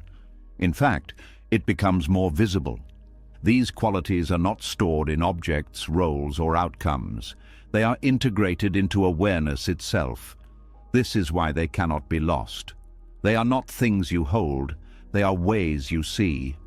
The mind often mistakes accumulation for security. It believes that adding more will create safety, but accumulation increases vulnerability. The more you own externally, the more you fear losing. Inner qualities work in the opposite direction. The more you cultivate them, the less fear governs you. Impermanence exposes the difference between what you have and who you are. When something external disappears, there is shock only if identity was built on it. When identity rests on inner qualities, change still hurts, but it does not dismantle the self. Many people discover this truth only after loss. A career ends, a relationship dissolves, health changes, and in the aftermath, something unexpected remains: the ability to care, the ability to learn, the ability to begin again. These capacities were never dependent on circumstances. Wisdom is portable. You carry it through every season of life. It does not require youth, strength, or advantage. It adapts. It learns from each chapter. It grows quieter but deeper over time. Compassion does not diminish when the world becomes harsh. It often becomes more precise. It learns where to open and where to set boundaries. It is not sentimental. It is grounded. Clarity does not guarantee comfort. It guarantees honesty. It allows you to see what is actually happening rather than what fear predicts. This alone reduces suffering. These qualities also compound. Wisdom supports compassion. Compassion refines clarity. Clarity strengthens wisdom. They form a stable inner structure that does not depend on external reinforcement. When you recognize this, fear of loss begins to soften. You still care about what changes. You still grieve what ends. But you no longer feel erased by it. You understand that something essential remains intact. This understanding changes how you relate to success. Success becomes an experience rather than a definition. You enjoy it without using it to prop up identity. When it passes, you do not collapse. It also changes how you relate to failure. Failure becomes information rather than a verdict. It does not destroy self-worth because worth was never outsourced to outcomes. Impermanence stops feeling like a threat when you know what cannot be taken. It becomes a teacher. It clarifies priorities.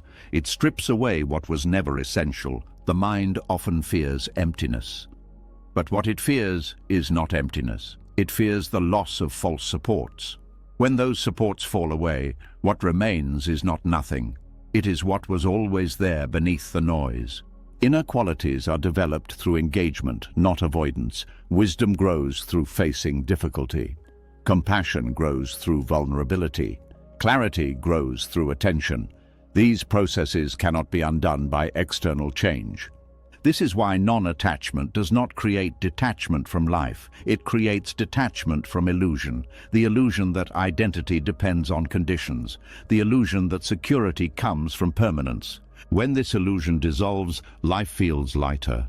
Not because nothing matters, but because what matters is no longer at risk in the same way.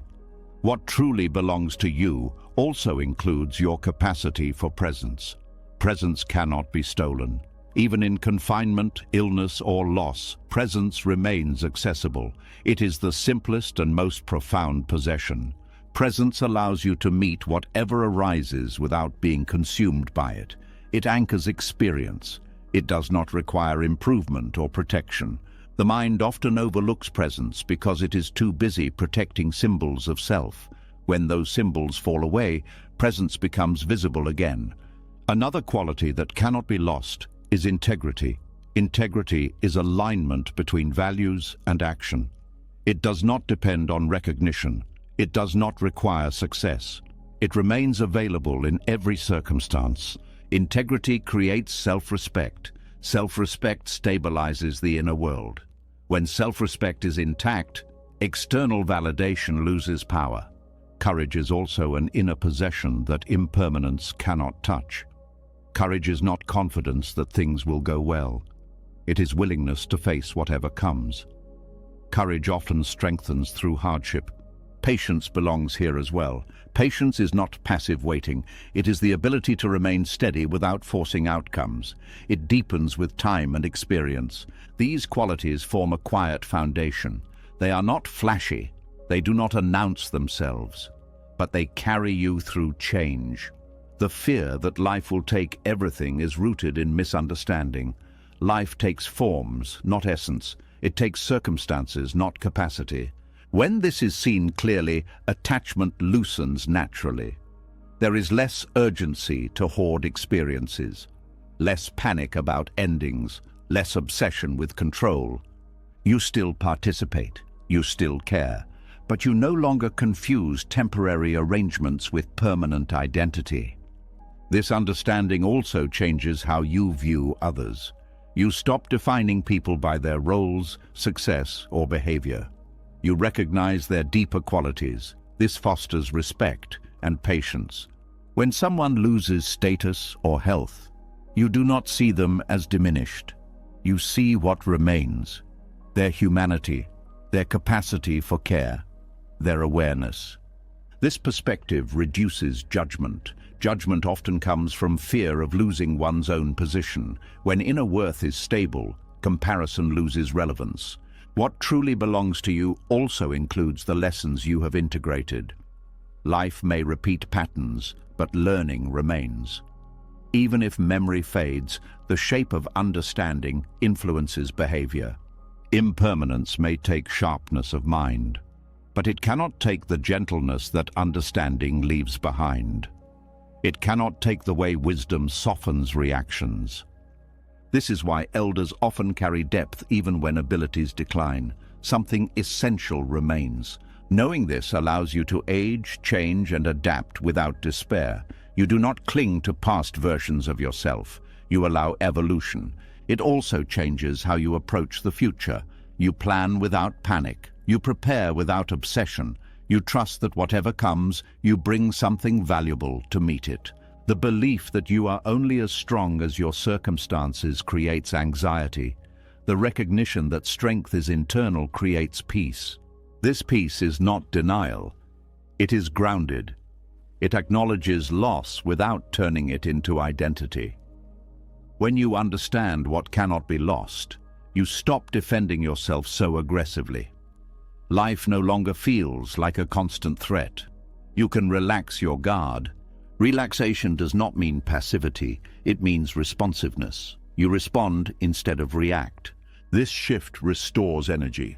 Energy once spent on fear becomes available for presence, care, and creativity. What truly belongs to you also includes your capacity to begin again. Beginnings do not depend on what you still have. They depend on willingness. Willingness cannot be taken. It is an inner choice. As this understanding deepens, impermanence stops being the enemy. It becomes the context within which what truly matters is revealed. What falls away was never yours to keep. What remains was never at risk. This does not eliminate grief. It transforms it. Grief becomes the honoring of what passed, not the collapse of what remains. Life continues to change. Bodies age, circumstances shift, relationships evolve, but wisdom remains available, compassion remains possible, clarity remains accessible. These are not possessions in the usual sense. They do not belong to the ego. They belong to awareness itself. And awareness, once cultivated, cannot be taken by time, loss, or change. This is the quiet truth beneath non-attachment. You are not empty when things leave. You are revealed. What truly belongs to you has been with you all along. As the understanding of what cannot be lost settles into the body, another attachment quietly asks to be seen.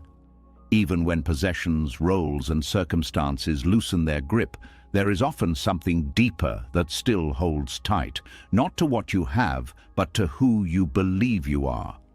This attachment feels invisible because it has been there for so long, yet it is one of the strongest sources of suffering. There is a quiet tension in carrying a fixed sense of self, a constant effort to maintain an image, to protect a story, to remain consistent with an idea that once felt useful. This effort rarely rests, and beneath it lives a subtle fear. The fear of not knowing who you are if the story falls away. Identity begins as a practical tool. It helps organize experience. It gives language to memory. It allows communication and belonging. But over time, what began as a reference point hardens into a definition. The mind starts treating identity not as a description, but as a requirement, something that must be defended. When identity becomes fixed, life becomes threatening. Every change feels like a challenge to existence. Growth feels risky. Mistakes feel dangerous. Disagreement feels personal. The mind is no longer responding to events. It is protecting a self-image. This is where suffering intensifies. Not because life is harsh, but because identity is rigid. The need to be someone creates pressure. Pressure to behave consistently. Pressure to meet expectations. Pressure to live up to labels, both internal and external.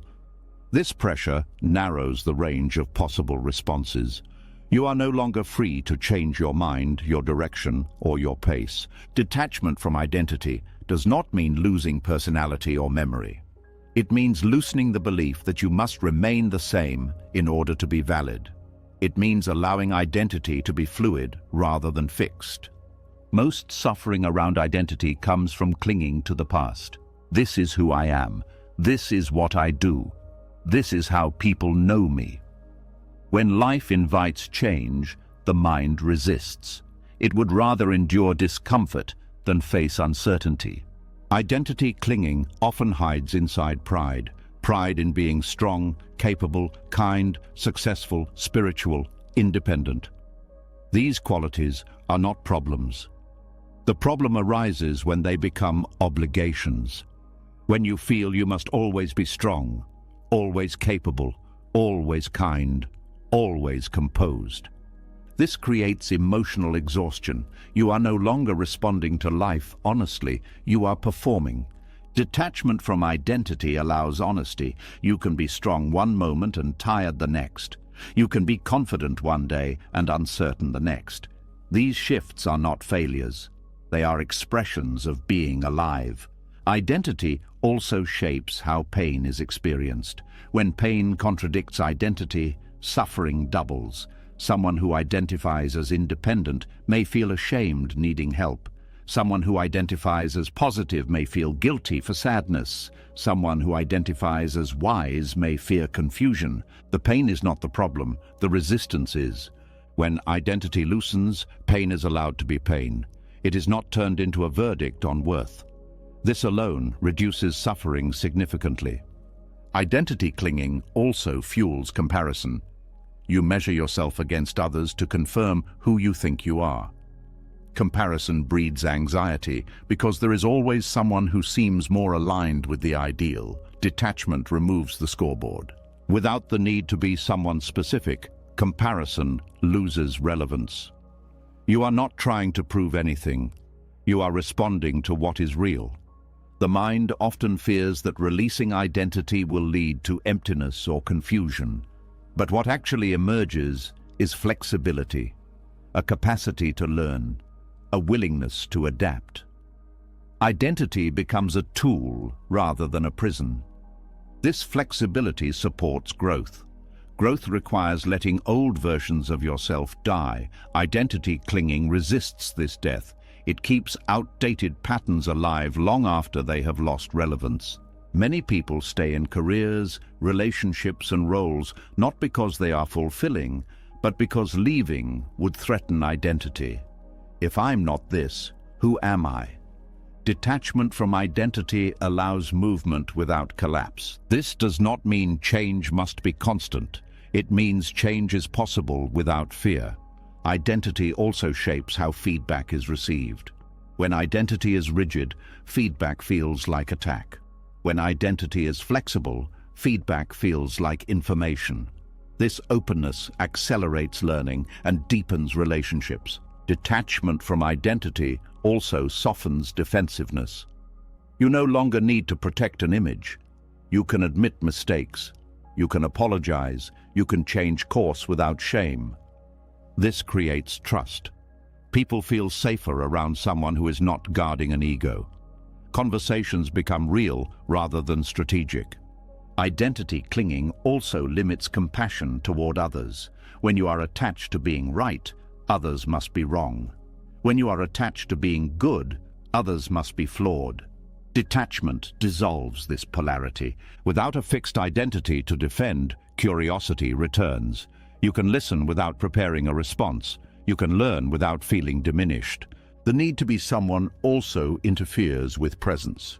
The mind is constantly checking whether behavior aligns with identity. Is this on brand?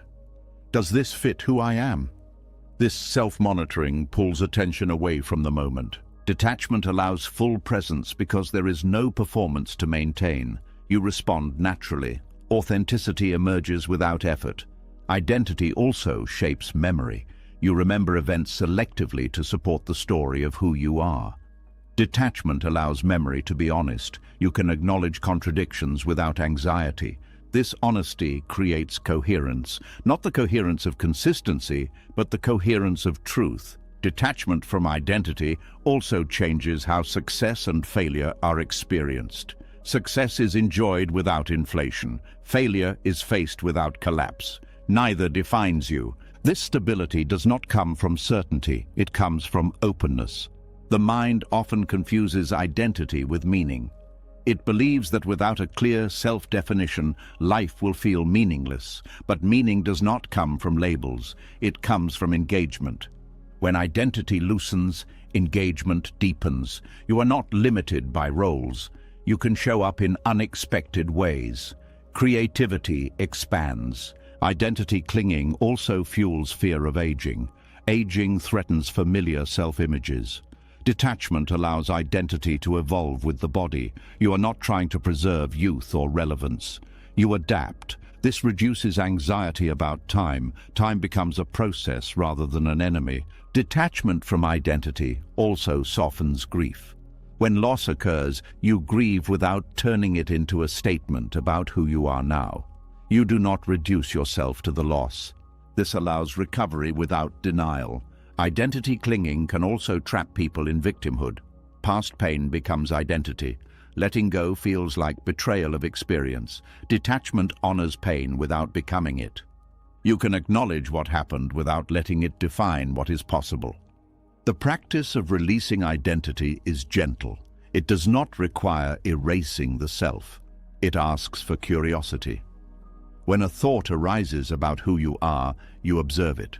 You do not obey it automatically. Over time, you see that identity is a pattern of thoughts, not a fixed entity. This insight creates space. In that space, freedom appears. Freedom does not mean chaos, it means responsiveness. You respond to life rather than to self-concepts. This responsiveness allows growth without self-betrayal. You change because life invites change, not because you are running from yourself. Detachment from identity also supports emotional balance. When moods shift, you do not label yourself as broken or weak. You allow the shift. Emotions pass more quickly when they are not personalized. Personalization is expensive. It turns every experience into a referendum on worth. Detachment reduces this cost. Without the need to be someone, you can simply be. Being does not require maintenance. It does not demand consistency. It is alive. This does not erase personality. Personality remains, but it is lighter. It adapts. It evolves. Detachment from identity also encourages humility. You recognize that who you are is not a finished product. This humility invites learning. Learning keeps life fresh. Identity clinging keeps life stale. When identity loosens, the fear of being wrong fades. Wrongness becomes part of learning rather than a threat. This openness strengthens resilience. You are not shattered by contradiction, you integrate it. Detachment from identity also improves compassion toward yourself. You stop punishing yourself for not living up to an image. You allow imperfection. Imperfection is not a flaw, it is evidence of movement. As identity loosens, life feels more spacious. There is less to protect, less to prove, less to maintain. You still act. You still choose. You still care. But you are no longer carrying the weight of a rigid self-definition. Suffering diminishes not because life becomes easy, but because the mind stops demanding that it confirm an image. You are no longer trying to be someone. You are responding to what is. This response is alive. It is honest. It is free. Detachment from identity does not remove you from life. It returns you to it. As the grip on identity loosens, another habit quietly comes into view. Even without trying to be a certain kind of person, there is often a lingering pull toward being seen a certain way. A subtle checking, a quiet hope for approval, a fear of disapproval. This habit is so normalized that it rarely feels optional, yet it carries a heavy cost. There is a tiredness many people carry without realizing why. A background exhaustion that does not come from work or responsibility, but from constant self-adjustment, from monitoring reactions, from shaping words, emotions, and choices to remain acceptable. When identity softens, this performance becomes easier to see, and when it is seen, a new freedom becomes possible. The need for validation is learned early. Approval signals safety. Disapproval signals danger. This wiring makes sense when survival depends on belonging, but over time, the nervous system keeps responding as if acceptance is always at risk. Life becomes a stage. Every interaction becomes an audition. Detachment from approval does not mean rejecting connection. It means releasing the belief that your worth depends on being liked, praised, or agreed with. This belief is what creates the performance. Without it, something quiet and steady takes its place. Validation seeking shapes behavior in countless small ways. You soften opinions, you exaggerate agreement, you hide confusion, you suppress discomfort, You offer what is expected rather than what is true. Each adjustment seems minor, but together they create distance from yourself. This distance is felt as unease, a sense of not fully inhabiting your own life. The body tightens because it is always checking for danger. The mind stays alert for signs of rejection. Rest becomes difficult. Detachment from validation interrupts this cycle. When approval is no longer required for emotional safety, the system relaxes. You stop scanning for cues. Attention returns to the present moment. The quiet freedom here is not dramatic. It does not announce itself. It feels like space. Space to speak honestly. Space to pause. Space to not know. Space to disagree without hostility. Many people fear that without seeking approval, they will become careless or unkind. But kindness driven by fear is fragile. It disappears under pressure. Detachment allows kindness to be chosen rather than performed. This makes it more reliable. When you no longer need validation, listening improves. You are not listening to be liked. You are listening to understand. This changes conversations. People feel less managed and more met. Detachment from approval also reduces emotional reactivity. Praise no longer inflates the ego. Criticism no longer devastates it. Feedback becomes information rather than identity verdict. This balance creates stability. You can receive input without losing center. You can adjust without collapsing. The need for validation often hides inside achievement. Success becomes proof of worth. Failure becomes shame. Detachment removes this burden. You can strive without tying outcomes to identity. This changes motivation. You work because it matters, not because you need recognition to feel okay. Effort becomes cleaner. Burnout decreases. Validation seeking also fuels comparison. You measure yourself against others to gauge acceptability. This constant measuring is exhausting. Detachment removes the scale. Without the need to rank yourself, other people's success no longer threatens you. Their opinions no longer define you. You become less defensive and more curious. The quiet freedom of not needing validation also appears in silence. You no longer feel compelled to fill space with words. You can sit without performing intelligence or confidence. Silence becomes comfortable. This comfort allows reflection. Reflection deepens understanding. Understanding strengthens clarity. Detachment from approval also supports boundaries. When you do not need to be liked at all costs, you can say no without guilt. You can protect energy without self-attack. Boundaries strengthen relationships. They prevent resentment. They allow honesty. Validation seeking erodes boundaries because it fears rejection. Detachment restores them. This shift also reduces people-pleasing. Pleasing others often comes from fear, not generosity. Detachment allows generosity to be genuine.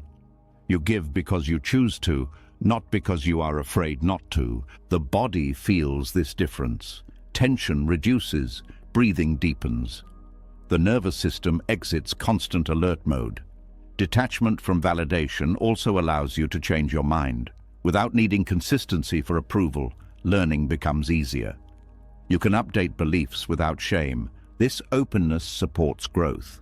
Growth requires admitting not knowing. Validation seeking resists this because it wants to appear competent. Detachment values truth over image. The quiet freedom here also includes freedom from self-censorship. You stop editing yourself excessively. You speak more directly. This does not make you harsh. It makes you clear. Clarity reduces misunderstanding. Misunderstanding fuels conflict. Detachment improves communication by reducing hidden agendas. Validation seeking also affects emotional expression. You may hide sadness to appear strong. You may hide joy to avoid envy. Detachment allows emotional honesty without theatrics. Emotions move more freely when they are not managed for effect. This prevents emotional buildup. Feelings pass rather than accumulate. The fear behind validation seeking is often the fear of exclusion. Detachment does not deny this fear, it places it in perspective. Belonging is valuable, but not at the cost of self-erasure. When you stop sacrificing authenticity for acceptance, you attract connections that align naturally. Relationships become fewer but deeper. You are met rather than tolerated. Detachment from approval also changes how you relate to authority. You respect wisdom without surrendering agency. You listen without shrinking. You evaluate without rebellion. This balance creates maturity.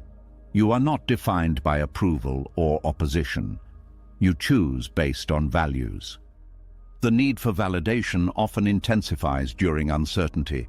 When the future feels unclear, approval feels stabilizing. Detachment offers a different anchor, inner alignment. Inner alignment is knowing why you do what you do. It does not require agreement. It provides steadiness when opinions differ. Detachment from validation also softens self-judgment. When you stop measuring yourself by external reactions, you stop attacking yourself for perceived failures. Compassion increases. Self-compassion supports resilience. You recover faster. You try again. You do not quit because of embarrassment. Validation seeking also affects creativity. Fear of judgment limits expression. Detachment frees creativity. You explore without pre-approval. This freedom allows originality. Originality thrives when approval is not the goal. The quiet freedom here also includes freedom from over-explaining. You stop justifying choices excessively. You trust yourself enough to act without constant defense. This trust strengthens confidence. Confidence becomes grounded rather than performative. Detachment from approval also reduces resentment. When you stop expecting others to validate you, you stop blaming them for not doing so. Responsibility returns inward. This responsibility is empowering. You are no longer dependent on moods, opinions, or reactions. The exhaustion of being acceptable fades. You no longer carry the burden of constant self-monitoring. Life feels lighter. This does not mean you ignore impact. You still care how actions affect others, but care is not confused with fear. Detachment allows responsiveness without submission. You adjust when it aligns with values, not when it is demanded by insecurity. The quiet freedom of not needing validation shows up as ease. Ease in movement, ease in speech, ease in rest. You begin to trust that being yourself is enough, even when misunderstood, even when disagreed with, even when unseen. This trust does not isolate you. It grounds you. It allows genuine connection because you are no longer trading authenticity for acceptance. Relationships become places of meeting rather than proving. Conversations become exchanges rather than performances. Detachment from validation also allows you to stand alone when necessary, not with bitterness but with calm. Solitude becomes restorative rather than lonely. This capacity is essential in a changing world. Opinions shift, norms change, external approval becomes unstable, inner stability becomes essential. The quiet freedom here does not seek attention, it does not announce independence, it simply rests. In that rest, something profound becomes possible. You stop living as a reflection of others' reactions. You live from inner alignment. This alignment does not make you rigid, it makes you responsive without being controlled.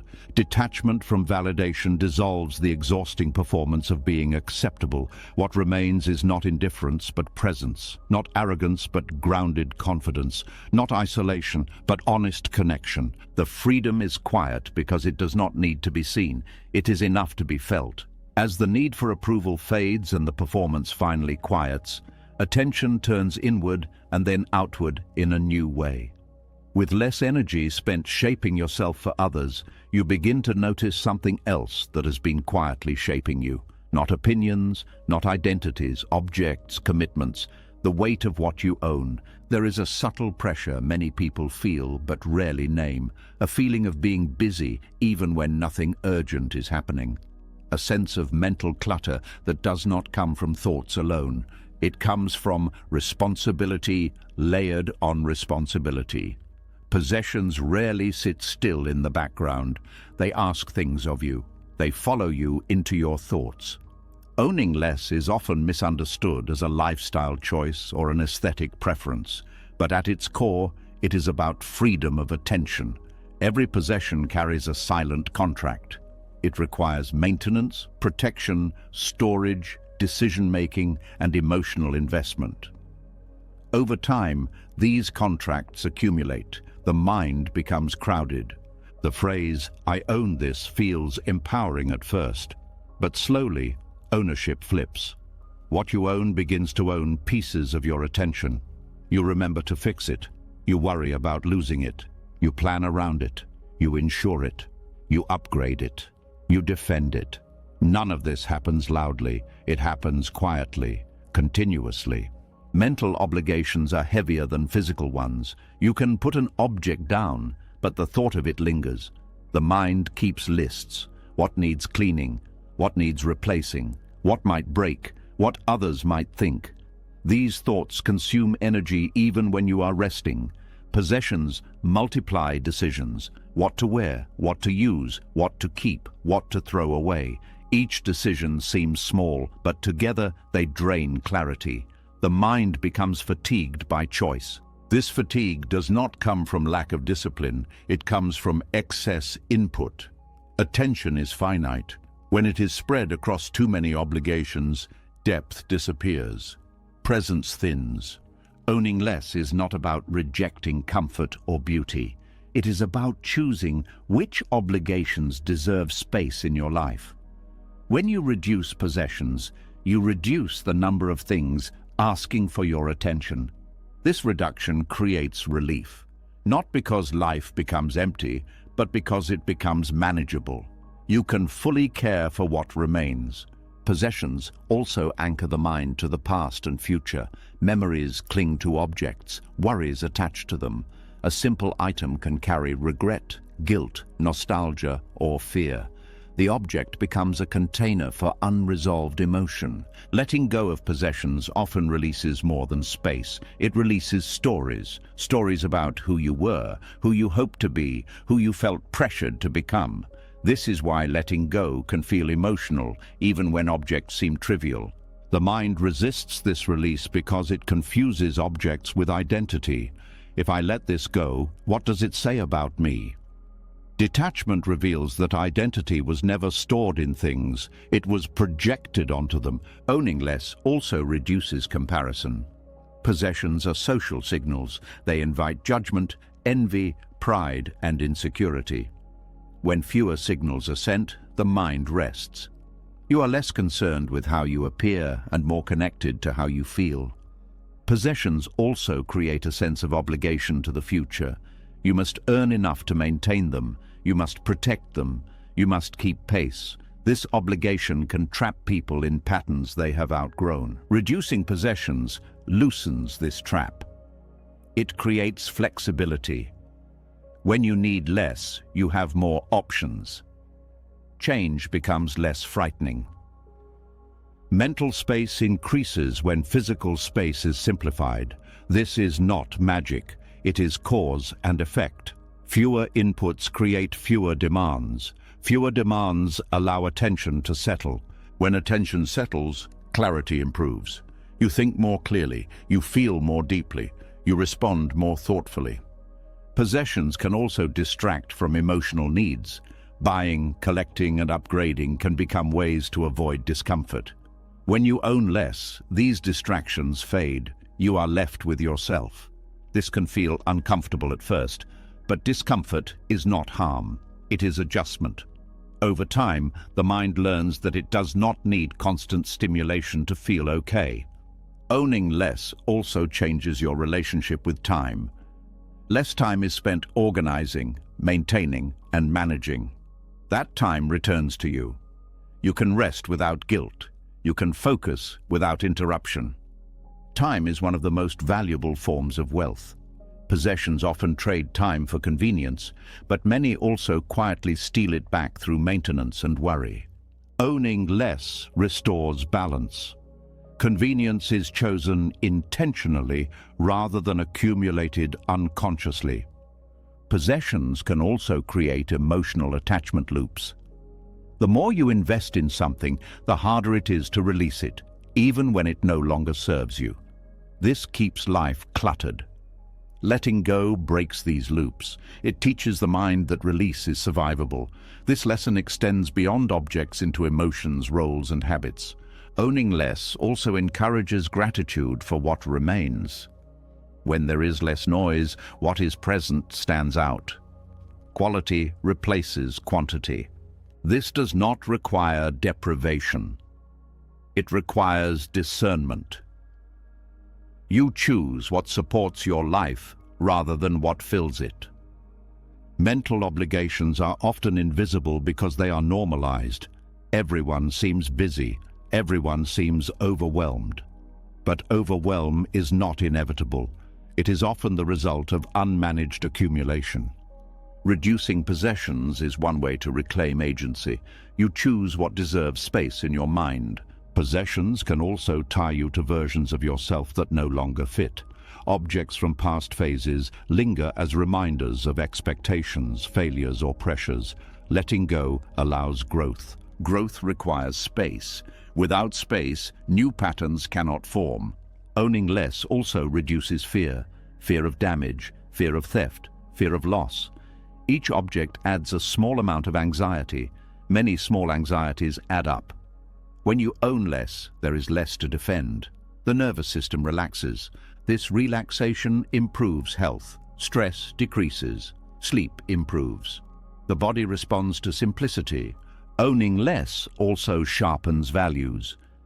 When you choose fewer things, choices become intentional. You ask, does this support my life? Rather than, can I afford it? This question shifts focus from accumulation to alignment. Possessions also shape routines. More items create more steps. More steps create more friction. Simplifying reduces friction. Reduced friction allows flow. Tasks feel easier. Life feels smoother. Owning less does not mean rejecting abundance. It means redefining it. Abundance becomes space, time, clarity, and ease. These forms of abundance cannot be purchased. They are created by reduction. Possessions often promise happiness, but deliver maintenance. When this pattern is seen clearly, desire softens. You no longer expect objects to complete you. This softening frees energy. Energy returns to relationships, creativity, and rest. Owning less also encourages presence. You notice what is here rather than managing what is everywhere. Attention deepens. Presence improves experience.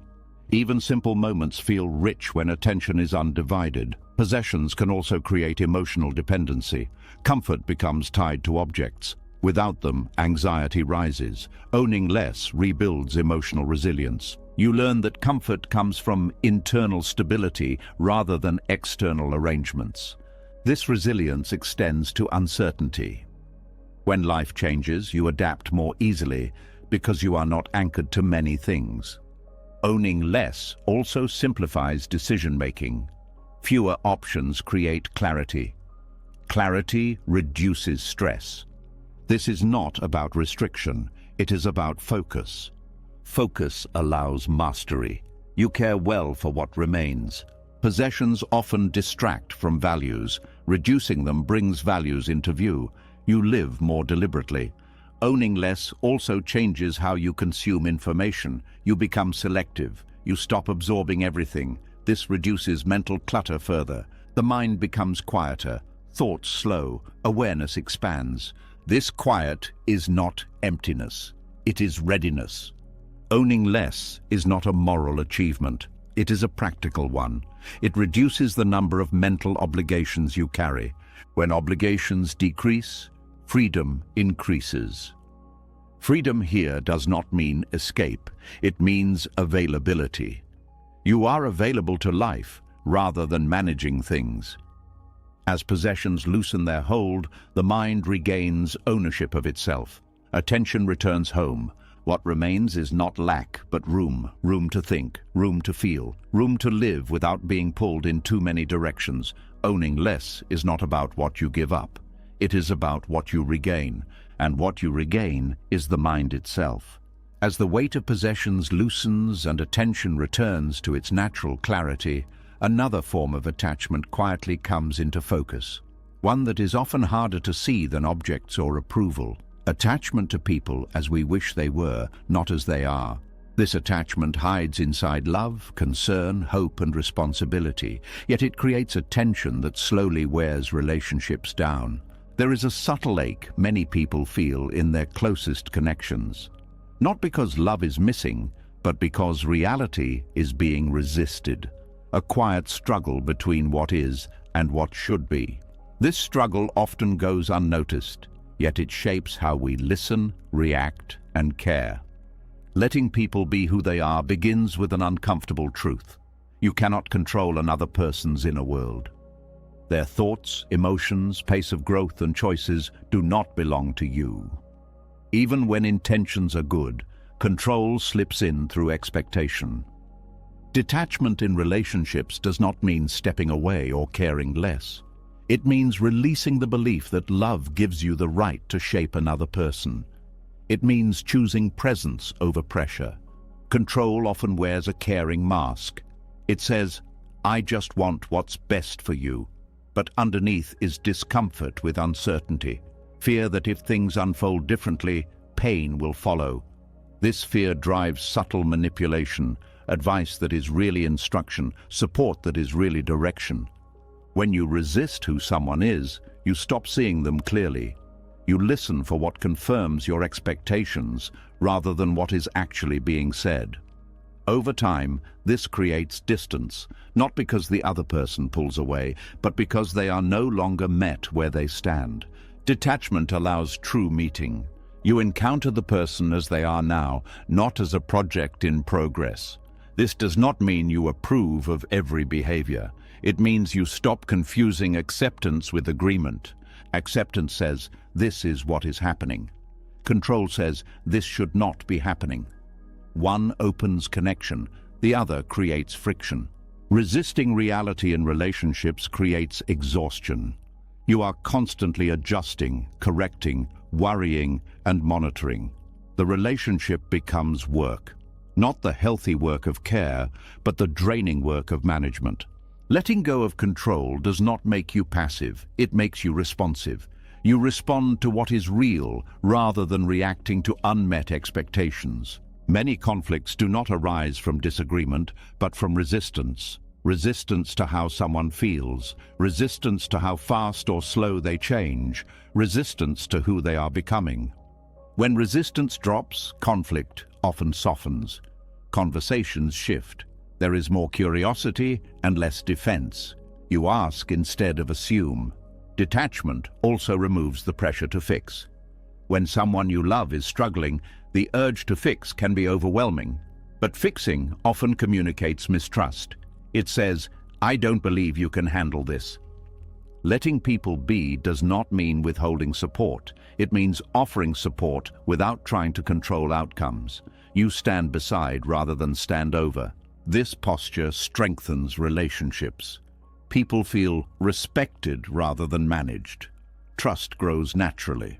Control also limits emotional honesty. When people sense they must meet expectations to be accepted, they hide parts of themselves. Detachment creates safety for truth. Truth deepens intimacy. Letting people be also requires tolerance for discomfort. Growth is rarely neat. People learn through mistakes. Control tries to smooth the path.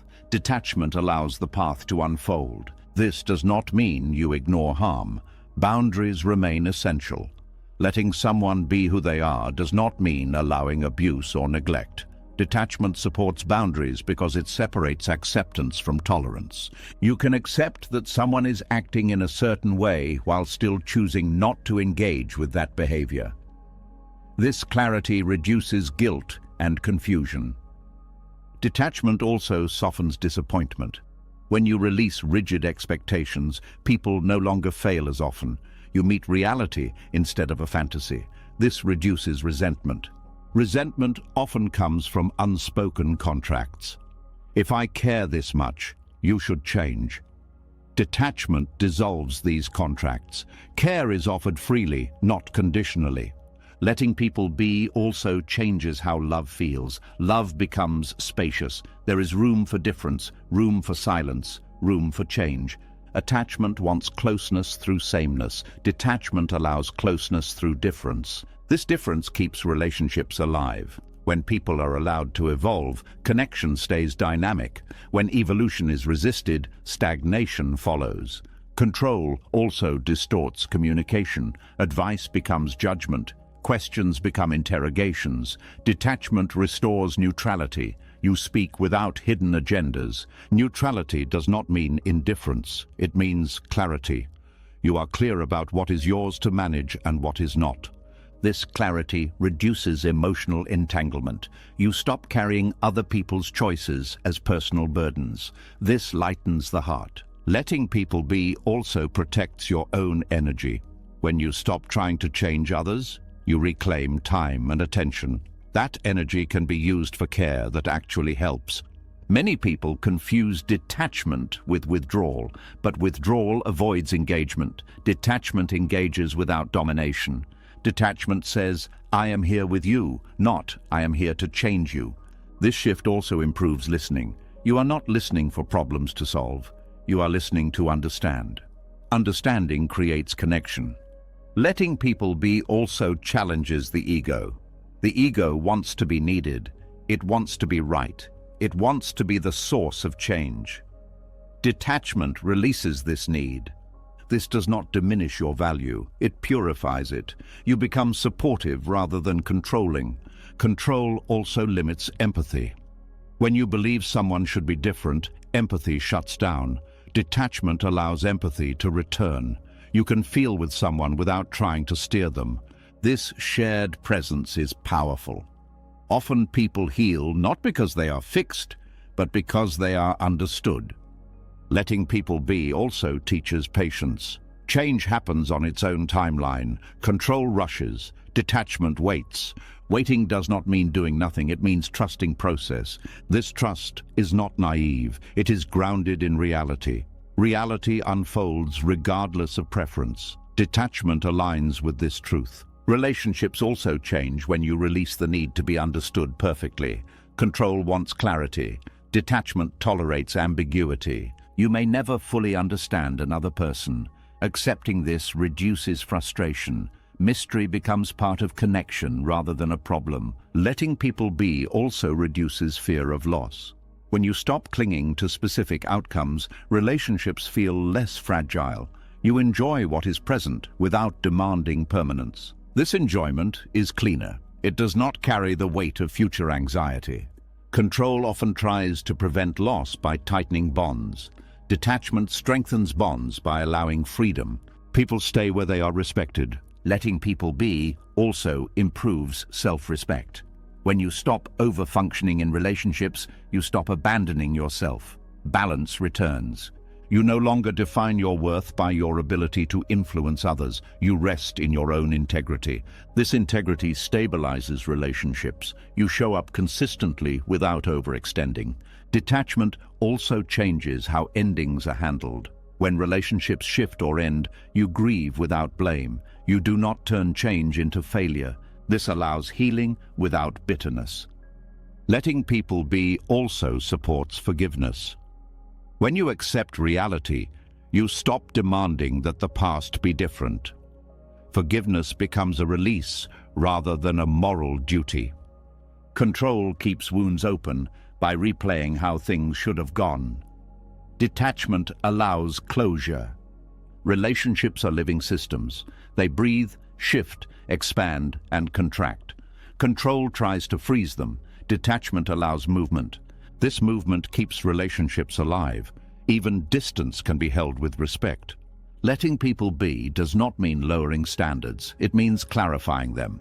You choose how you engage without trying to reshape others. This clarity reduces confusion. You know when to stay. You know when to step back. You know when to speak and when to listen. Detachment also invites humility. You recognize that your view is partial. Others have inner worlds you cannot fully access. This humility softens certainty. Certainty often fuels conflict. Letting people be also creates emotional safety. Safety does not come from agreement. It comes from respect. Respect says, you are allowed to be yourself, even when it is uncomfortable for me. This respect builds trust. Trust deepens connection. Detachment does not abandon relationships. It abandons illusions about control. When control fades, love becomes simpler. You care without managing. You support without steering. You connect without constricting. This simplicity is not shallow. It is grounded. The tension that once lived between expectation and reality dissolves. What remains is presence. Presence does not require improvement. It requires attention. And attention, when offered without control, becomes one of the most powerful forms of love. As the effort to control others softens and relationships begin to breathe again, another pattern becomes impossible to ignore. Even when intentions are loving, something tight can still live beneath the surface. A constant checking, a quiet worry, a feeling that love must be protected or it will disappear. This is where love slowly transforms into something heavier. Not because love is flawed, but because fear has entered it. There is a familiar tension many people feel in close relationships. A restlessness that does not come from lack of care, but from too much concern. Love feels alive, yet the nervous system stays alert. This alertness is not devotion, it is anxiety, and anxiety, when mixed with love, changes its shape. Love on its own is expansive. It opens attention, it allows curiosity, it trusts connection. But when fear of loss joins it, love contracts. It starts watching, measuring, anticipating danger. What once flowed naturally now requires effort. Attachment is the doorway through which fear enters love. Attachment says, I need this to stay the same for me to be okay. Love says, I am here with you as you are. These two voices cannot coexist peacefully for long. One invites presence, the other demands security. When fear of loss appears, the mind begins to monitor. Words are replayed, silences are analyzed, small changes feel significant. The heart stops resting and starts scanning. This is how surveillance replaces presence. Surveillance is subtle. It does not always look like control. Sometimes it looks like concern. Are you okay? Did something change? Why didn't you respond? These questions can be caring, but when driven by fear, they are not about understanding. They are about reassurance. Reassurance becomes a temporary relief rather than a foundation. It soothes anxiety briefly, but it does not resolve it. The mind quickly looks for the next signal. Love becomes exhausting because it never feels settled.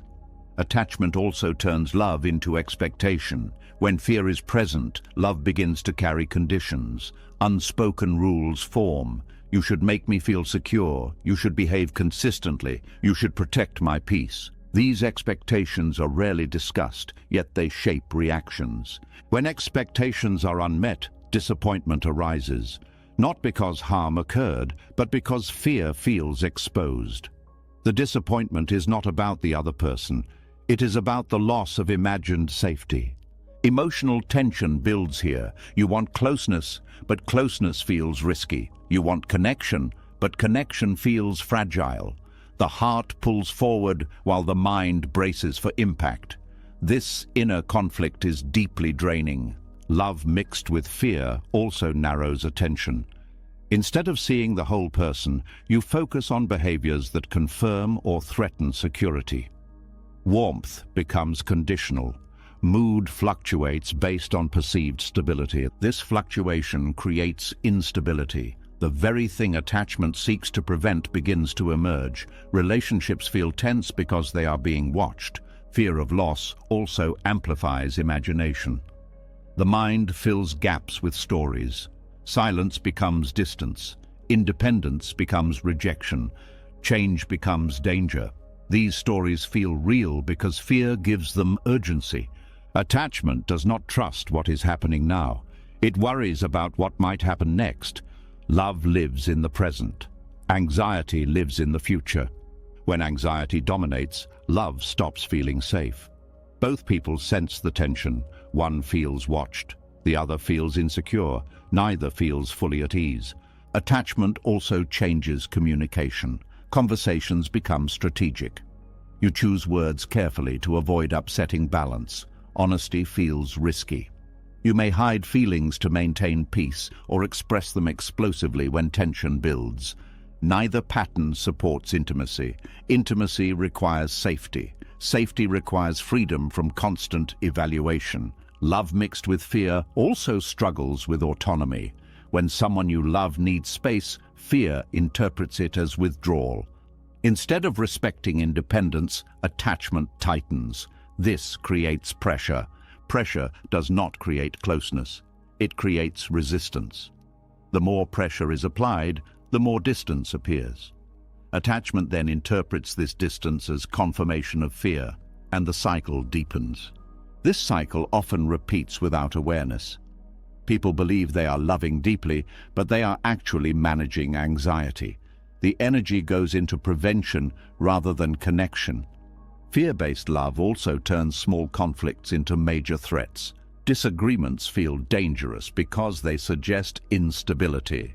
Instead of addressing the issue, the mind focuses on preserving the relationship at all costs. This avoidance prevents resolution. Issues remain unresolved. Resentment accumulates. Love becomes tense.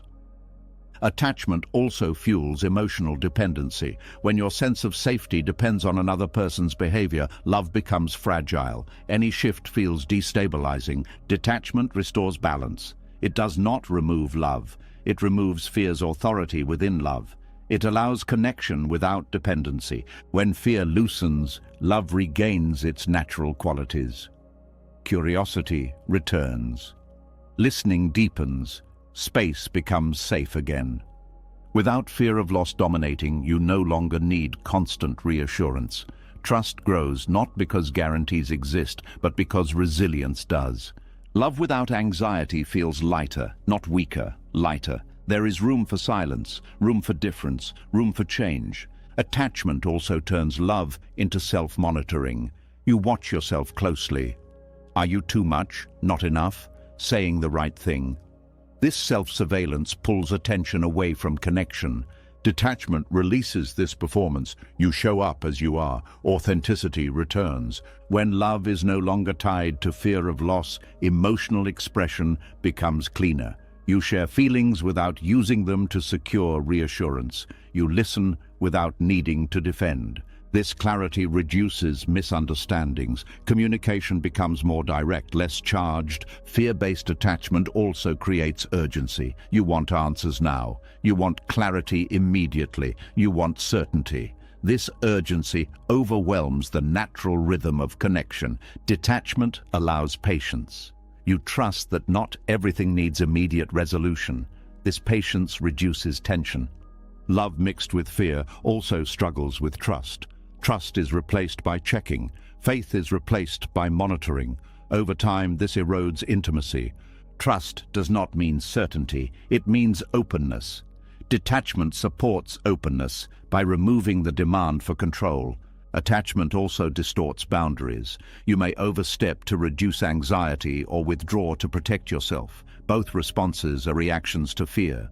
Detachment supports healthy boundaries. You respect space without interpreting it as loss. You stay connected without overreaching. When fear is not driving behavior, love becomes stable. Stability here does not mean sameness. It means emotional steadiness. This steadiness allows growth. People can evolve without threatening the bond. Change becomes part of connection rather than a risk to it. Love without anxiety also changes how you handle uncertainty. You stop treating unknowns as emergencies. You allow relationships to unfold. Unfolding does not mean neglect. It means trust. Attachment also turns love into memory management. Past hurts are stored as warnings. They influence present reactions. Fear keeps old pain alive. Detachment allows healing. Past experiences inform. but do not dominate. Love mixed with fear often leads to emotional bargaining. If I do this, you should do that. These bargains undermine authenticity. Detachment removes transactions. Love becomes an offering, not an exchange. This shift does not remove commitment. It deepens it. Commitment chosen freely is stronger than commitment enforced by fear. Love without anxiety also allows joy to be full. When fear is present, joy is always shadowed by what if. Without fear, joy stands alone. This does not make joy permanent, it makes it complete. Attachment often confuses intensity with depth. Fear creates intensity. Detachment creates depth. Depth is steady. It does not spike and crash. It grows quietly. Love mixed with fear also limits compassion. Fear focuses inward. Detachment opens outward. Compassion flows when you are not consumed by your own insecurity. Detachment does not remove vulnerability. It supports it. Vulnerability without fear is intimacy. Vulnerability with fear is exposure. This difference matters. As attachment loosens, love becomes less about securing the future and more about meeting the present. You stop guarding love and start living it. The anxiety that once accompanied care fades. What remains is warmth without tension. Love does not need fear to survive. Fear does not protect love, it constricts it. When fear steps aside, love regains its natural intelligence. It knows how to adapt. It knows how to endure. Attachment turned love into anxiety by asking it to guarantee what life never promised. Detachment returns love to its rightful place, not as a shield against loss, but as a way of being present while life moves. And in that presence, love finally rests. As love relaxes and anxiety loosens its grip, something unexpected begins to show itself. When fear steps aside, life does not fall apart. In fact, it often does the opposite. Connections soften, moments deepen. What once felt fragile begins to feel strangely steady. This raises a quiet curiosity. Could it be that holding on was never what kept things close? There is a subtle mystery here. The harder something is grasped, the more tense it becomes. The moment pressure is released, ease returns. This pattern appears everywhere, yet the mind resists it. It feels backwards, and still, life keeps proving it true. Releasing is often misunderstood as giving up, but release is not rejection, it is permission. Permission for things to move, breathe, change, and find their natural place. When you stop forcing continuity, continuity sometimes arrives on its own. The paradox is simple but uncomfortable. What you try to hold still often slips away faster. What you allow to move freely often stays longer. This is because tight holding introduces fear. Fear introduces tension. Tension disrupts balance. Balance is what allows things to remain. When you grip something tightly, you signal mistrust. You tell life, I don't believe you will stay unless I force you. That force creates strain. Strain weakens connection. Releasing removes strain. It replaces pressure with openness. Openness creates space. Space allows things to settle naturally. This applies not only to relationships, but to emotions, opportunities, creativity, and even peace. The mind often tries to trap good experiences, afraid they will disappear. In doing so, it squeezes the joy out of them. Joy thrives in freedom. It fades under surveillance. When you allow joy to come and go, it visits more often. When you demand that it stay, it retreats. This paradox appears clearly in human connection. People stay where they are free. They leave where they are controlled. This is not a moral statement. It is a natural response. When someone feels held by expectations, watched by fear, or bound by obligation, the nervous system tightens. Distance becomes a form of relief. When someone feels trusted, respected, and free to be themselves, closeness grows. Staying feels natural rather than forced. Releasing does not guarantee permanence. Nothing does. But it creates the conditions where staying is possible. Holding tightly creates conditions where leaving becomes necessary. The mind often believes that control is protection, but control signals danger. It tells the other, I am afraid. Fear is contagious. It spreads tension. Release signals trust. Trust creates safety. Safety invites presence. This is why release often strengthens bonds rather than weakening them. The paradox also applies internally. When you release the need to feel a certain way, emotions move more smoothly. Sadness passes faster when it is allowed. Anxiety softens when it is not resisted. When you cling to emotions, they linger. When you fight them, they harden. When you allow them, they complete their cycle. This is not resignation. It is cooperation with how the mind works. Thoughts behave the same way. The more you try to stop a thought, the louder it becomes. When you allow it without engagement, it fades on its own. Release removes friction. Friction creates heat. Heat creates suffering. This paradox also shapes creativity. Ideas flow when there is freedom. When you try to force inspiration, it disappears. When you allow play, creativity returns. Artists, writers, thinkers often discover this through experience. Effort helps, but pressure kills. Discipline supports creation. Control suffocates it. Releasing outcome allows process. Process is where life happens. The paradox also applies to growth. When you cling to who you think you should be, growth slows. When you release identity, growth accelerates. Growth requires letting go of outdated versions of yourself. Holding on delays evolution. Release invites it. Even confidence follows this pattern. When you try to appear confident, you become tense. When you allow uncertainty, confidence emerges naturally. Confidence is not the absence of doubt. It is comfort with movement. Releasing does not mean you do nothing. It means you act without gripping the result. You engage fully, then let go of how it turns out. This is the difference between effort and attachment. Effort is clean. Attachment is heavy. Effort says, I will do my part. Attachment says, this must work or I am not okay. Life responds better to effort than to demand. The paradox also reshapes how loss is experienced. When you release before loss happens, loss hurts but does not shatter. When you cling until the end, loss feels like collapse. Release builds emotional flexibility. Flexibility absorbs impact. Rigidity breaks. This is why people who practice letting go often recover faster from change. They are not less affected. They are less destroyed.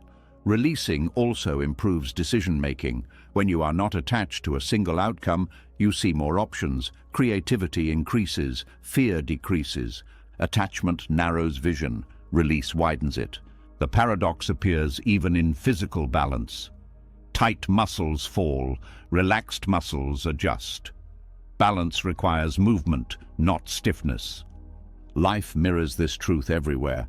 The mind struggles with this because release feels like risk. It feels like stepping into uncertainty without armor. But armor restricts movement. Movement is how you stay upright. Release is not passive, it is responsive. You stay engaged, but you stop bracing. This is why releasing often brings relief. The body senses reduced threat. The nervous system settles. When the nervous system settles, connection improves. Communication improves. Perception sharpens. The paradox also affects how time is experienced. When you cling to moments, time feels fast and anxious. When you allow moments to pass, time feels fuller. You stop chasing time, you inhabit it. Releasing also changes how you relate to success. Success enjoyed without attachment feels satisfying. Success clung to becomes stressful. Fear of loss replaces joy. Release allows success to be appreciated without fear. The same is true of failure. When you release identity from outcome, failure becomes information. When you cling to identity, failure becomes shame. Release transforms experience into learning. This paradox also influences trust. Trust cannot be forced. The more you demand it, the less it appears. When you release control, trust grows naturally. Trust requires space. Attachment closes space. Releasing does not mean you stop caring, it means you stop controlling. Care remains, control dissolves. This distinction is crucial. Many people avoid release because they fear losing care. But care without control is purer. It does not need to manipulate. Release also improves honesty. When you are not trying to keep something at all costs, you speak more truthfully. Truth strengthens connection. Attachment encourages silence and performance. Release encourages authenticity. The paradox shows up in happiness as well. When you chase happiness, it slips away. When you allow moments of contentment, happiness appears quietly. Happiness resists pursuit. It responds to presence. Release creates presence. Attachment creates pursuit. The mind often argues that release is irresponsible, but release is not neglect. It is realism. You acknowledge what you can influence and what you cannot. This clarity prevents wasted energy. Energy returns to what is actually possible. The paradox also affects patience. When you release urgency, things unfold more smoothly. When you rush, you create resistance. Resistance slows progress. Release aligns timing. This does not mean waiting passively, it means acting without panic. Releasing also softens fear of endings. When you allow things to come and go, endings feel less catastrophic. You have practiced letting go. Practice builds skill. Skill builds confidence. The paradox also reshapes attachment to meaning. When you try to define meaning tightly, life feels rigid. When you allow meaning to evolve, life feels rich. Meaning grows through experience, not control. Release also supports compassion. When you release expectations of others, compassion flows. When you cling to how others should be, judgment rises. Compassion strengthens bonds. Judgment weakens them. The paradox is especially visible in parenting, leadership, and care. Guidance without control supports growth. Control without trust creates rebellion. Releasing allows others to find their own balance. The mind often fears that release will lead to chaos. But chaos often comes from resistance. When systems are allowed to self-adjust, balance returns. Nature demonstrates this constantly. Water flows around obstacles. It does not force its way through, and because it flows, it endures. Human life follows the same principle. Release is not weakness, it is alignment with reality. The paradox remains uncomfortable because it asks you to trust something beyond control, but every time you release and notice that life continues, trust grows. Trust is built through experience, not belief. As you practice releasing small things, larger releases become possible. Confidence grows quietly. You begin to see that staying does not come from gripping, it comes from fit. Things stay where they belong. When you release, you allow fit to reveal itself. What stays after release is what was never dependent on force. This understanding changes how you hold everything. Relationships, plans, identities, even life itself. You hold lightly, not because you do not care, but because you understand. And in that understanding, something surprising happens. What is allowed to come and go naturally often stays longer than what is tightly held, not because you demanded it, but because it was free.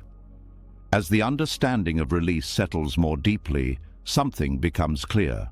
Letting go was never about pushing life away. It was about moving with it. This is where detachment is often misunderstood and where its real purpose finally reveals itself. Detachment is not an escape from change, it is an alignment with it. There is a quiet discomfort many people carry when they hear the word impermanence. It sounds like loss, like instability, like something to tolerate rather than understand. Yet impermanence is not a threat. It is the basic condition of being alive. The problem has never been that things change. The problem has been the expectation that they should not. Expectation creates friction. Friction creates suffering. When the mind expects permanence, every shift feels like a violation. Aging feels unfair. Endings feel cruel. Uncertainty feels dangerous. Detachment removes this expectation, not by numbing the heart, but by educating it. Alignment with impermanence begins when you stop treating change as an interruption and start recognizing it as continuity. Nothing is breaking the flow of life. Life is the flow. Suffering arises when the mind insists on stillness in a moving world. It asks reality to pause, to repeat, to remain loyal to a moment. Reality does not refuse out of cruelty. It simply continues. Detachment does not ask you to like change. It asks you to stop arguing with it. When you align with impermanence, you stop wasting energy on resistance. That energy becomes available for presence. Presence does not eliminate pain, but it prevents pain from turning into suffering. Pain is unavoidable. Suffering is optional. This distinction is subtle but powerful. Pain comes from loss, disappointment, limitation, and uncertainty. Suffering comes from the belief that these should not be happening. Detachment removes the belief. When you expect change, change stops shocking you. It still affects you, but it does not disorient you. You are not betrayed by reality because you were never promised permanence. Alignment with impermanence also changes how you experience stability. Stability is no longer defined as things staying the same. It is defined as your ability to remain present while things change. This is a profound shift. It moves stability from the outside to the inside. Most anxiety comes from a mismatch between expectation and reality. You expect continuity. Reality offers movement. Anxiety is the tension between the two. Detachment dissolves this tension by bringing expectation back into alignment with truth. Truth is simple. Everything changes. Bodies age, feelings shift, relationships evolve, circumstances rearrange, thoughts arise and dissolve. This is not a philosophical idea, it is direct experience. Yet the mind resists this experience by clinging to snapshots.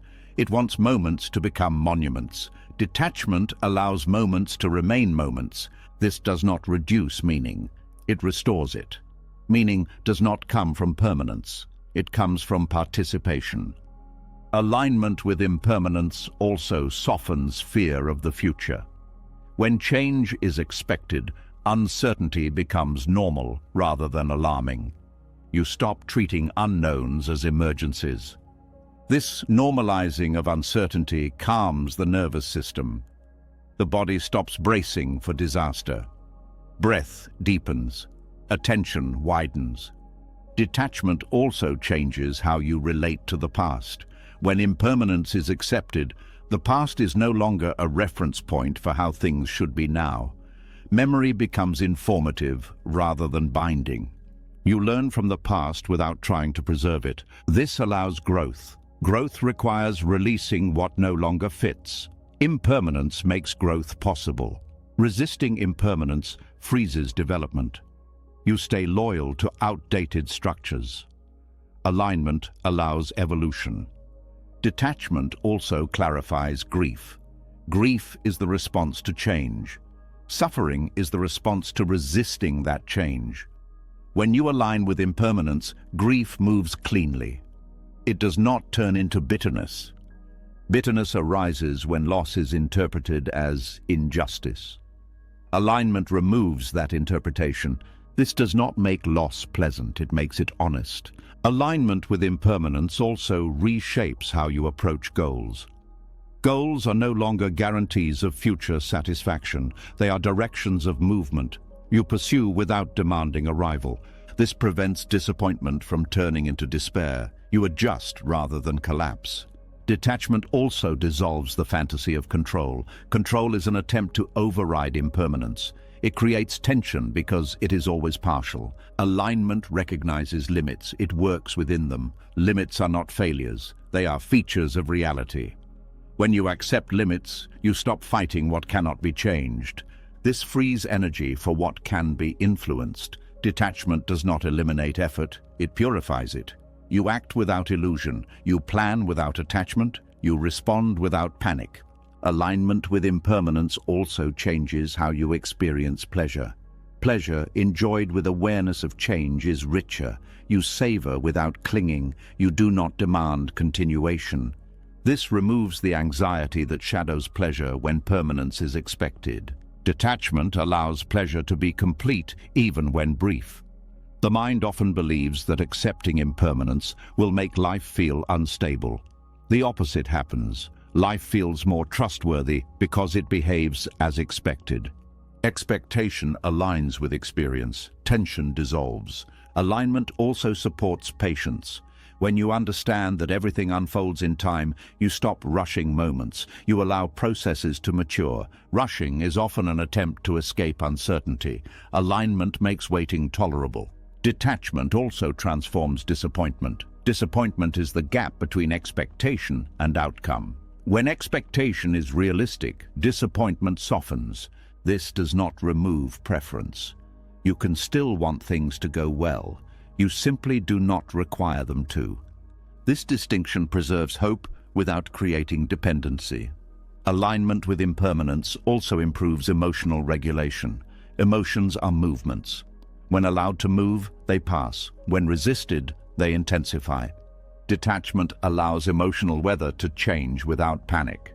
You stop labeling emotions as problems. You experience them as information. This reduces internal conflict. Detachment also changes how you relate to others changes. When people evolve, you do not interpret it as loss of stability. You adjust. This flexibility supports long-term connection. Alignment with impermanence also reframes aging. Aging is not decline, it is transformation. Resisting it creates suffering. Aligning with it creates dignity.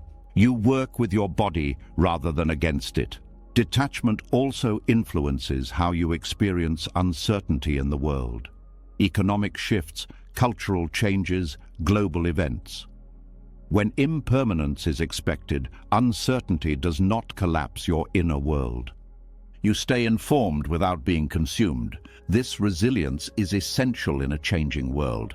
Alignment with impermanence also dissolves nostalgia's grip. Nostalgia becomes appreciation rather than longing. You remember without wishing to return. This frees you to live forward. Detachment also reduces regret. Regret often comes from clinging to how things should have been. Alignment allows you to accept what was without trying to rewrite it. Acceptance restores energy to the present. Alignment with impermanence also supports forgiveness.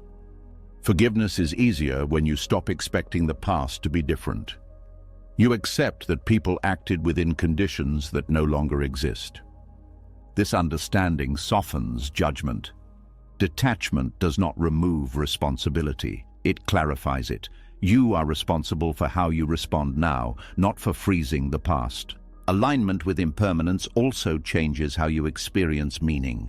Meaning is no longer tied to permanence. It is tied to presence and participation. You stop asking life to last forever to matter. This frees you to engage fully without fear. Detachment also reduces existential anxiety. Fear of death often comes from clinging to permanence. Alignment with impermanence allows you to live fully without demanding immortality. This does not erase fear completely. It places it in context. Alignment with impermanence also encourages humility. You recognize that you are part of a larger process. This reduces ego-driven struggle. Humility does not diminish worth, it grounds it. Detachment allows you to meet life honestly, without fantasy, without denial, without escape. Escape avoids impermanence. Alignment embraces it. This embrace is not dramatic, it is quiet. It shows up as reduced resistance, increased flexibility, and deeper presence. Life continues to change. That will not stop. What can stop is the inner battle against that change. Detachment ends the battle. When you stop expecting things not to change, suffering loosens its grip, pain still visits, loss still happens, but the added layer of mental resistance fades.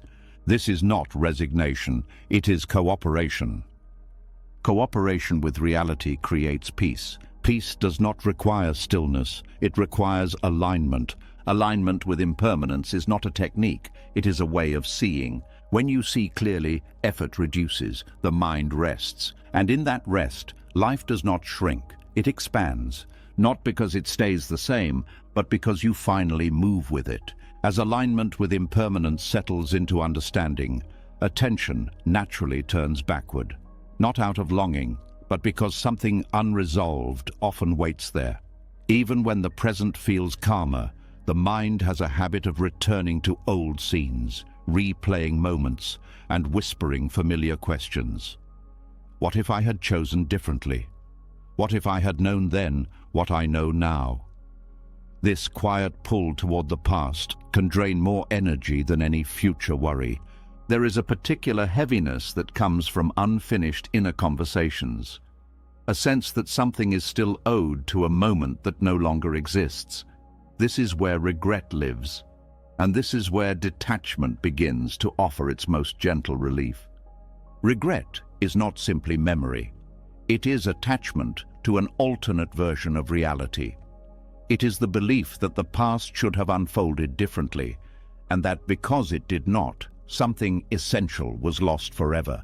This belief keeps the mind turned backward, investing energy in scenes that cannot respond.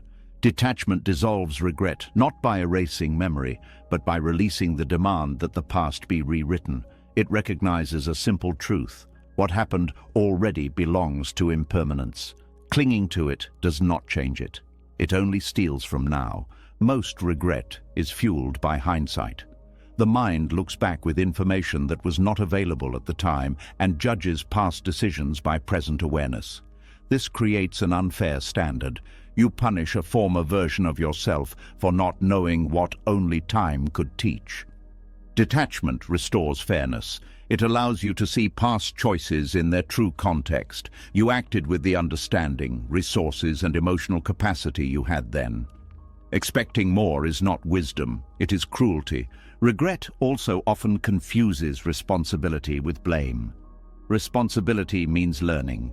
Blame means staying stuck.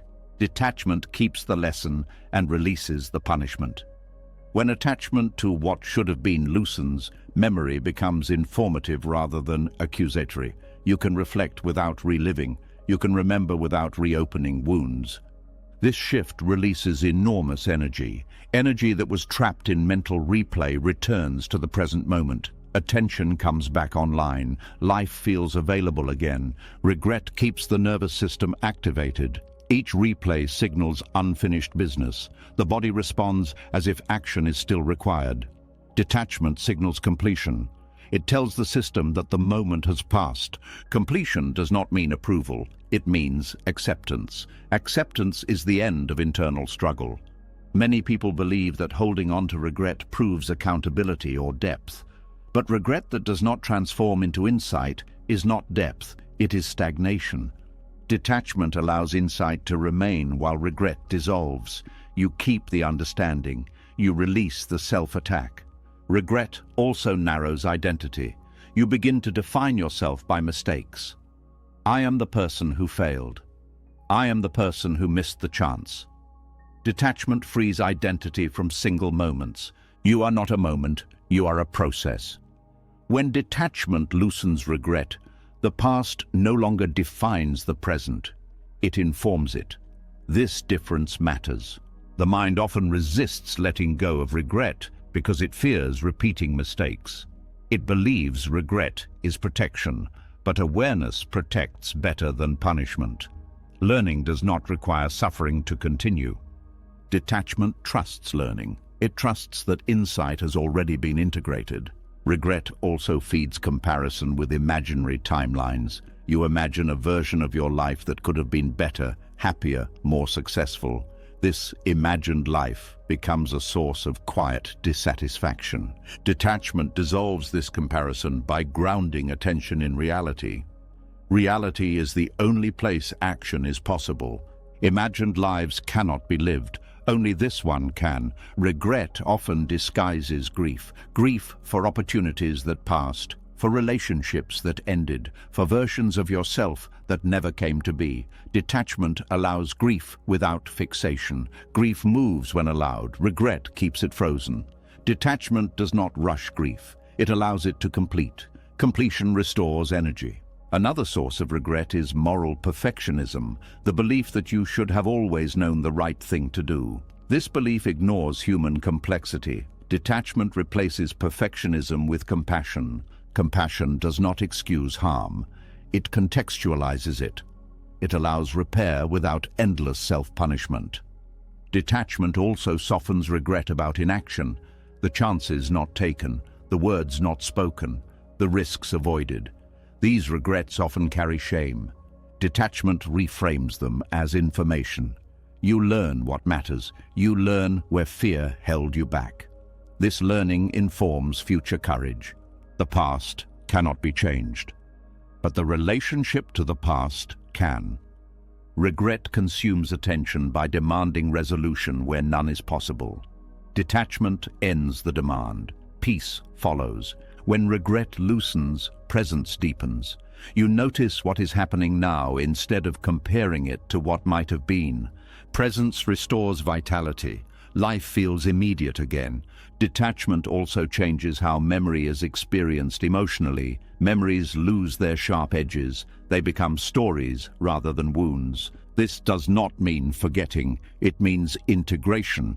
Integrated memories no longer pull you backward. They sit quietly in awareness. Regret often includes the belief that a single decision ruined everything. This belief exaggerates causality. Life is shaped by countless factors. Detachment restores proportion. No single moment carries that much power. Detachment also dissolves regret rooted in other people's actions. You stop expecting the past to conform to your wishes. You accept that others acted from their own limitations. This acceptance does not condone harm.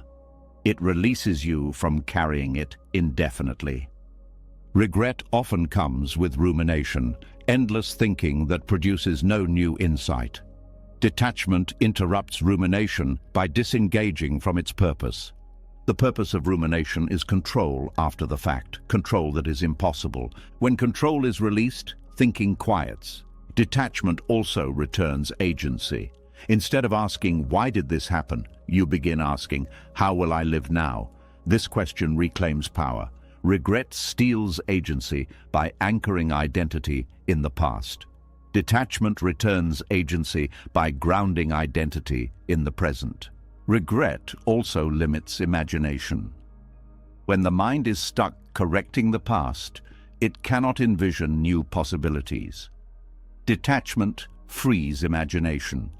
Imagination directed forward is creative, directed backward it is destructive. Detachment redirects imagination toward what can still be shaped. Regret can also attach to perceived wasted time, years spent in the wrong job, relationship, or mindset. Detachment reframes these years as preparation rather than loss. Nothing lived is wasted if it teaches. Detachment allows you to harvest meaning from experience rather than mourn its cost. This harvest feeds wisdom.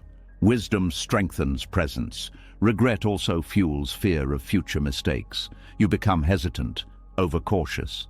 Detachment restores trust in your ability to respond.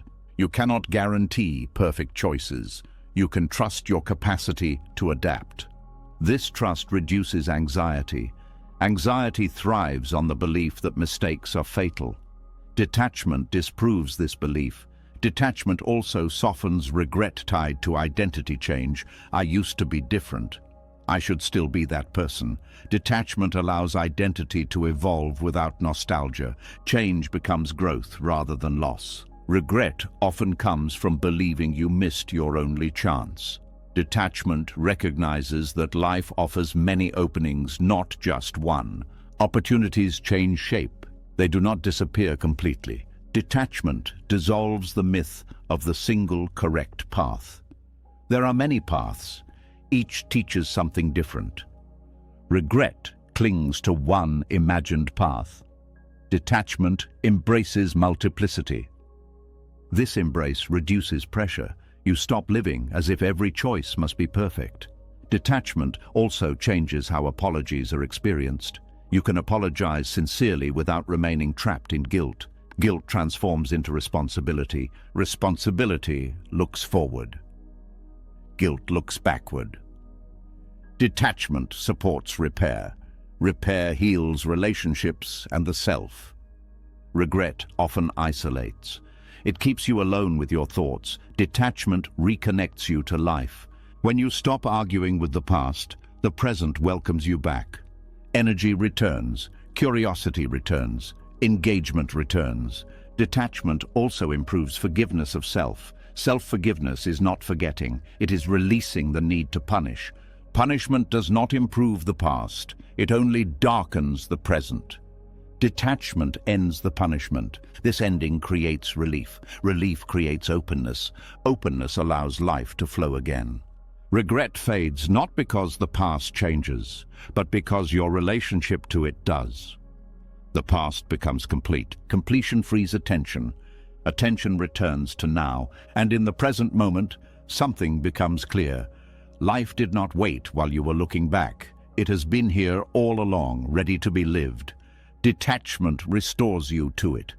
As the weight of regret loosens and the mind returns more fully to the present, another layer of attachment quietly reveals itself. It is more subtle than clinging to the past, and harder to notice than fear of loss. It hides behind good intentions, strong emotions, and even the desire to love deeply. This is the attachment that does not protect connection, but protects an image of the self.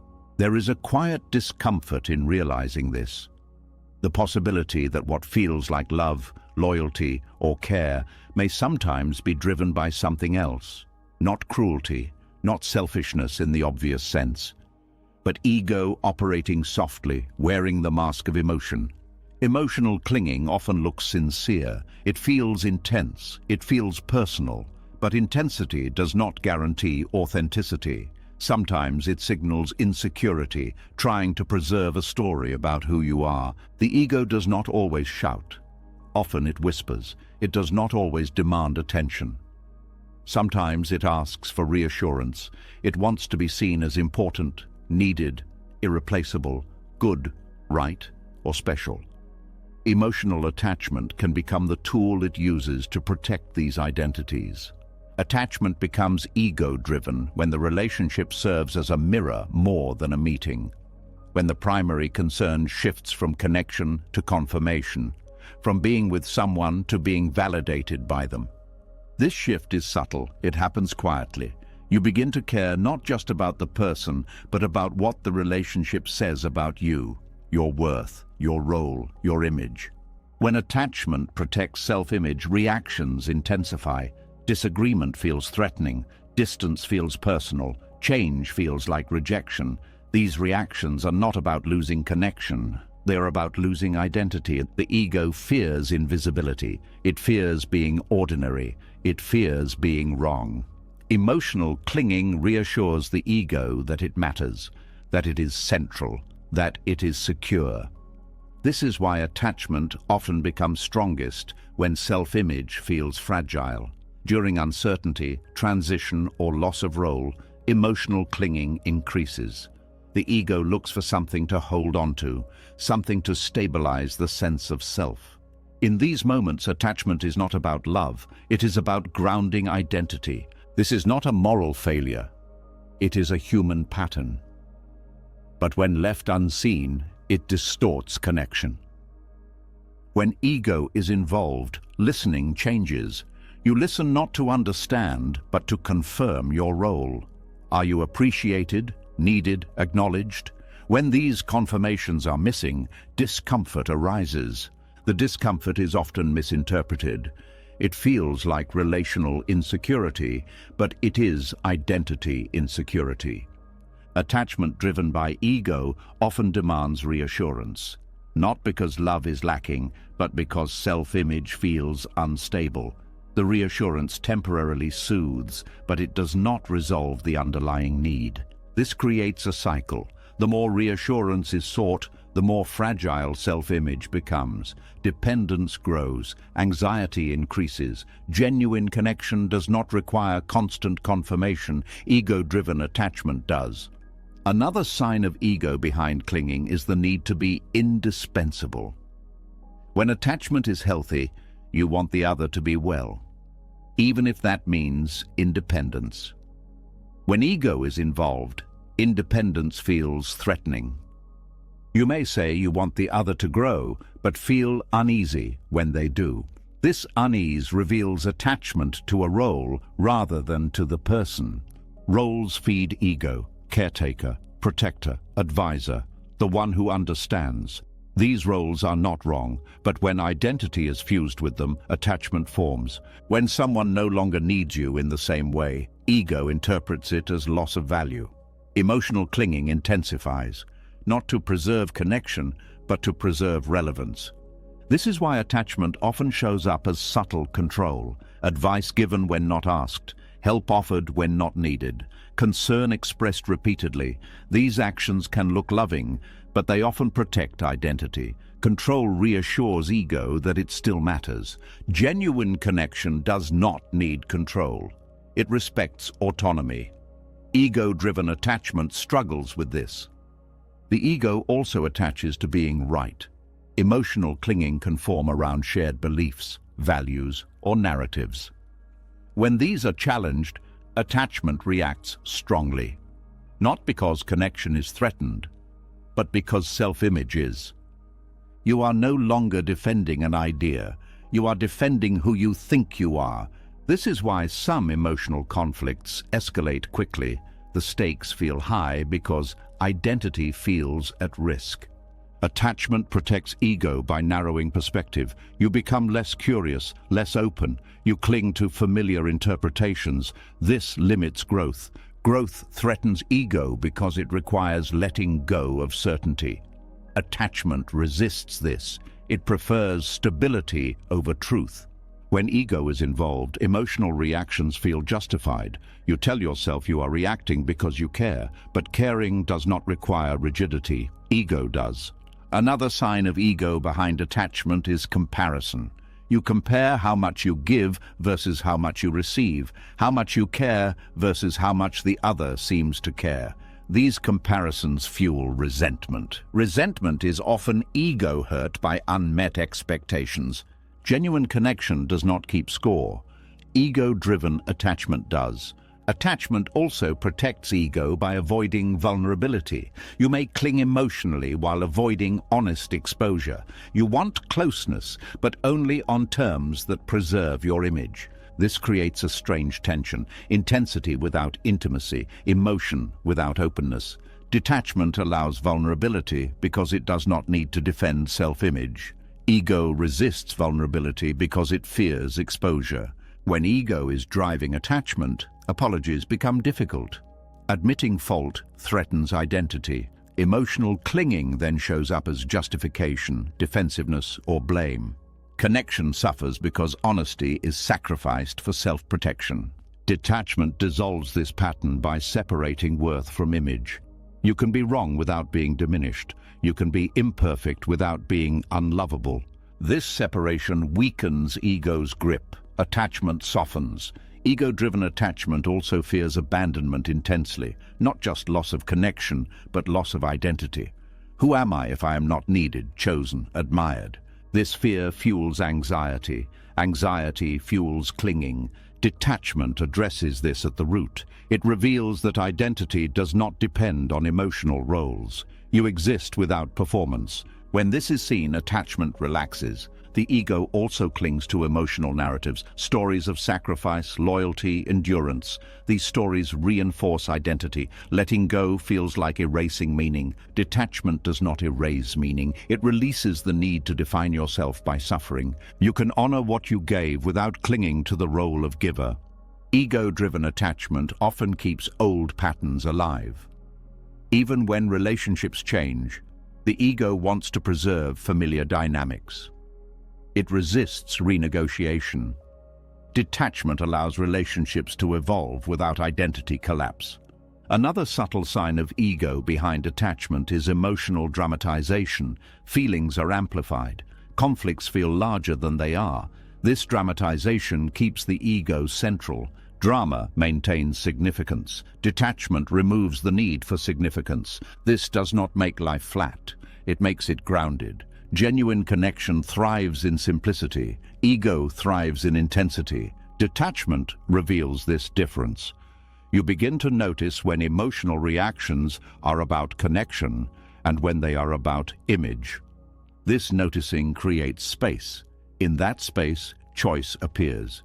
You can choose to respond rather than react, to listen rather than defend, to release rather than cling. Ego resists release because release feels like diminishment. But release actually expands capacity. When you stop protecting self-image, you become more available, more present, more responsive. Connection deepens because there is less agenda. Detachment also reduces emotional exhaustion. When you are no longer maintaining an image, energy returns. You stop managing perception.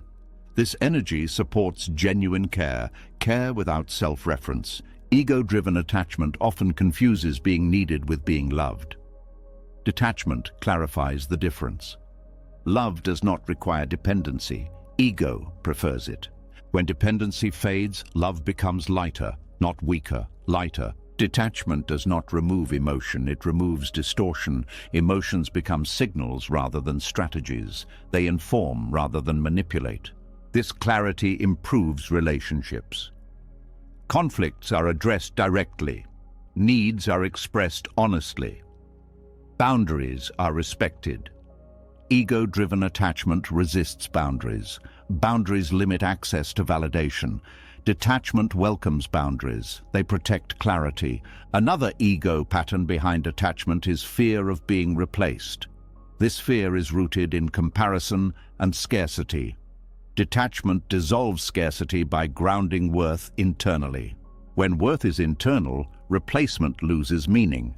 Connection becomes about fit rather than competition. Detachment also weakens jealousy. Jealousy often protects ego status. When status is irrelevant, jealousy fades. This does not mean you stop caring, it means you stop ranking. Ego-driven attachment often seeks exclusivity to secure identity. Detachment allows openness without fear. This openness strengthens trust. Trust deepens connection. Detachment also changes how endings are experienced. When ego is attached, endings feel humiliating. When detachment is present, endings feel sad but dignified. You grieve without self-rejection. This dignity comes from separating self-worth from relational outcomes. Ego-driven attachment also clings to narratives of being misunderstood. These narratives protect self-image. Detachment invites reflection. Reflection may reveal blind spots. Ego resists this. Detachment welcomes it. Welcoming insight allows growth. Growth reduces attachment. The ego fears irrelevance. Detachment reveals that relevance is not something you must secure. It emerges naturally when you are present. Presence is not an image. It is an experience. When ego steps back, presence steps forward. This presence allows genuine connection. Connection not based on roles, validation, or image. Attachment that protects ego slowly dissolves when self-image no longer needs defense. You still care, you still feel, but you do not cling. You meet others without needing to be someone special to them. This meeting is honest, it is equal, it is alive. Detachment does not strip away humanity, it reveals it. When ego is no longer steering attachment, connection becomes simpler, quieter, more real. You are no longer holding on to be seen. You are present to see. And in that presence, genuine connection finally has room to exist. As ego loosens its grip and attachment no longer needs to protect an image, something important becomes possible. Reactions slow down. The inner noise that once rushed to defend, explain, or secure begins to quiet. In that quiet, a different quality of presence emerges, not withdrawal, not distance, reliability. There is a common misunderstanding that detachment makes people less committed, less caring, or less dependable. It can look that way from the outside because detachment removes urgency. But urgency was never the same as reliability. In fact, urgency often undermines it. When fear drives behavior, responses are fast but unstable. When fear loosens, responses become slower but clearer.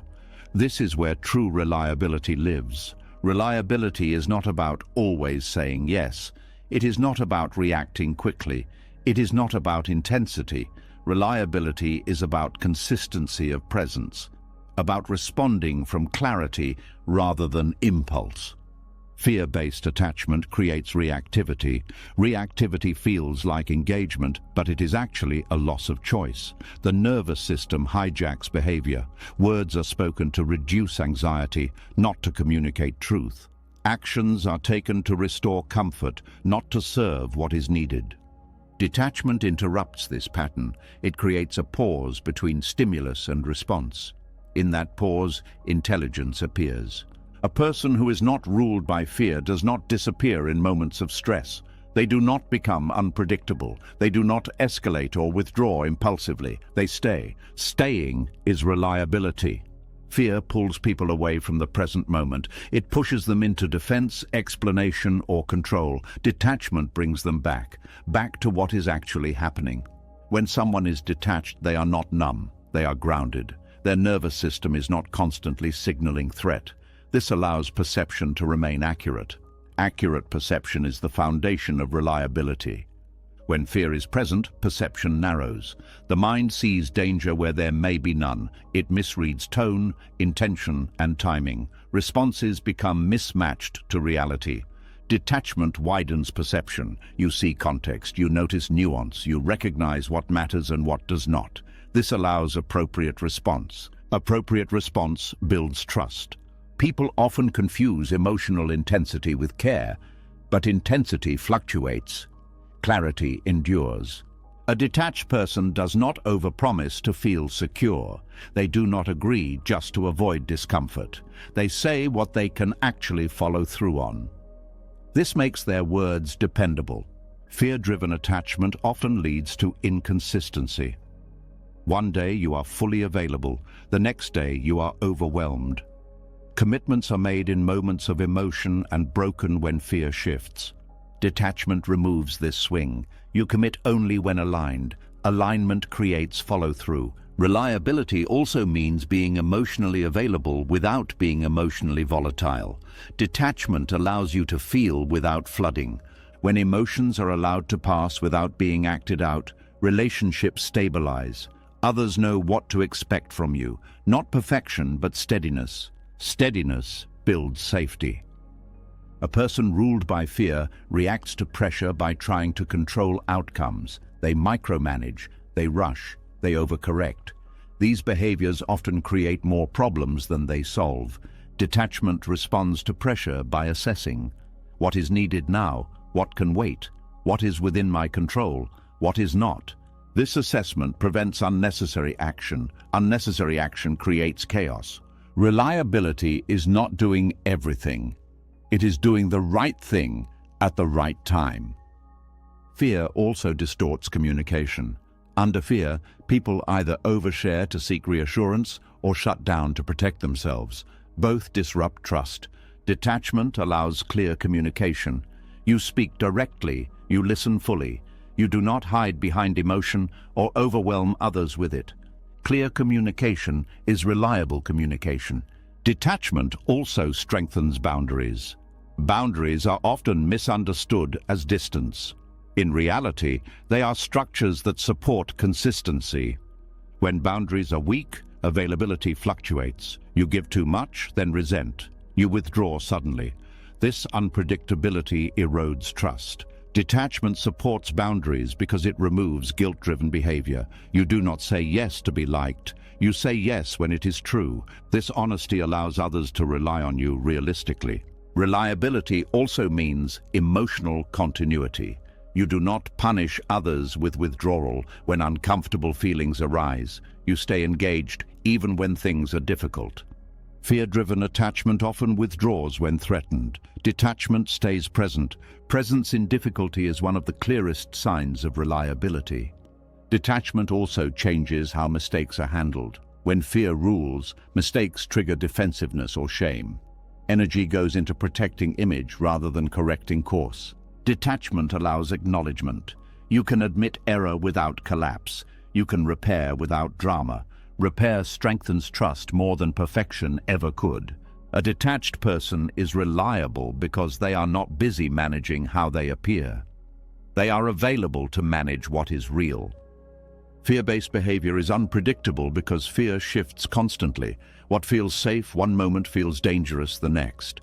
Decisions made from fear are unstable. Detachment creates an internal reference point that does not fluctuate as wildly. You act from values rather than emotions alone. Values create consistency. Reliability also depends on patience. Fear rushes. It wants immediate resolution. Detachment tolerates uncertainty long enough to allow wise action. This patience prevents reactive decisions that must later be undone. Detachment does not make you passive, it makes you deliberate. Deliberate action is dependable. A person who is not ruled by fear does not escalate conflict unnecessarily. They do not take everything personally. They respond proportionally. Proportional response builds credibility. Others learn that you will not overreact. This allows them to be honest. Honesty strengthens relationships. Detachment also improves leadership. Leaders who act from fear create instability. Their moods dictate direction. Teams feel uncertain. Leaders who act from detachment provide clarity. They do not panic under pressure. They adjust without drama. This steadiness inspires confidence. Reliability is also about emotional resilience. When things go wrong, detached individuals do not collapse. They adapt.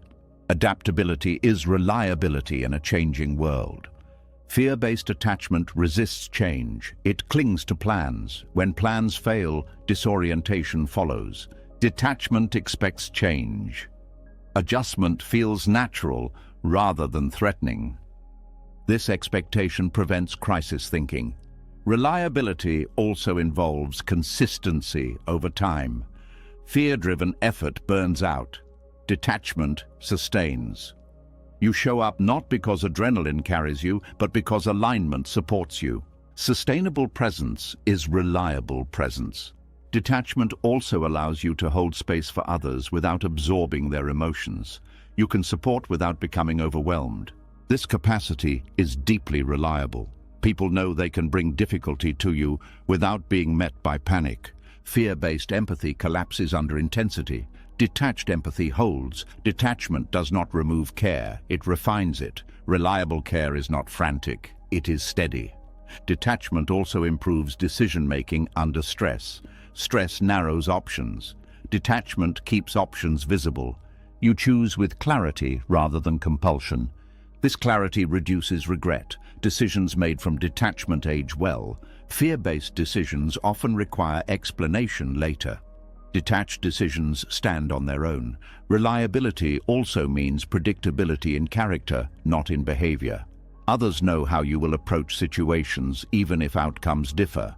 They know you will listen. They know you will think. They know you will respond honestly. This predictability creates trust. Detachment also reduces emotional manipulation. When you are not seeking reassurance or validation, you do not use emotion to influence others. Your responses are cleaner. Others feel respected. Respect supports cooperation. A detached person does not disappear when they cannot fix something. They stay present, even when solutions are unclear. Presence without fixing is often the most reliable support. Fear-driven attachment cannot tolerate helplessness. It either controls or withdraws. Detachment tolerates not knowing. This tolerance keeps connection intact. Reliability also shows up as emotional availability without dependency. You are there without needing something in return. This creates generosity without exhaustion. Detachment also improves timing. You know when to act and when to wait. Fear acts too soon or too late. Timing is a subtle but essential part of reliability. Detachment also reduces defensiveness. You do not protect ego, you protect clarity. This allows feedback to be integrated. Growth follows. Growth increases competence. Competence supports reliability. Fear-based attachment avoids feedback. Detachment welcomes it. Welcoming feedback improves performance. Reliability is not about never failing. It is about responding well when you do. Detachment supports this response. Fear magnifies failure. Detachment contextualizes it. This context prevents collapse. Reliability also involves emotional honesty. You do not pretend to be okay when you are not, nor do you dramatize difficulty. You communicate truthfully. Truthful communication builds trust. Detachment also helps you remain consistent across environments. You are not a different person depending on who is watching. Consistency of self builds reliability. Fear-driven behavior changes with audience. Detachment does not. Detachment also allows you to disengage when necessary without hostility. You step back cleanly rather than disappearing or attacking. This clean disengagement preserves relationships. Reliability includes knowing your limits and honoring them. Detachment clarifies limits. Fear obscures them. A detached person is reliable because they are not ruled by urgency, insecurity, or image. They respond rather than react. Response is thoughtful. Reaction is automatic. Thoughtful action builds trust. Detachment does not make you distant, it makes you dependable. Dependable because you are not pulled off center by fear. Dependable because you are present, clear, and consistent. Dependable because your actions come from alignment, not anxiety. This is the quiet strength of detachment. Not withdrawal from responsibility, but deeper responsibility. Not less care, but care that lasts. Not emotional distance, but emotional steadiness. Detachment does not make you less reliable. It makes you someone others can truly count on. You've seen it now, layer by layer, how holding tightly creates fear, how attachment turns love into tension, how clinging to identity, approval, the past or possessions quietly steals your peace, and how detachment is not loss, not coldness, not escape, but clarity. To hold lightly is not to care less. It is to care without fear. It is to trust that what truly belongs in your life does not need to be trapped to stay. What is real remains. What leaves was never meant to be owned. Detachment does not empty your life, it clears it. It returns you to presence, to steadiness, to a quiet strength that does not depend on certainty, control, or permission. When you stop gripping, life does not slip away, it settles. If something in this message stayed with you, leave a comment and write, "I choose to hold lightly." It helps this wisdom reach others who need it. And if this kind of depth, calm, and clarity matters to you, subscribe to the channel. More teachings like this are coming, and you won't want to miss them. Until next time, move gently through life, hold lightly, and trust what stays.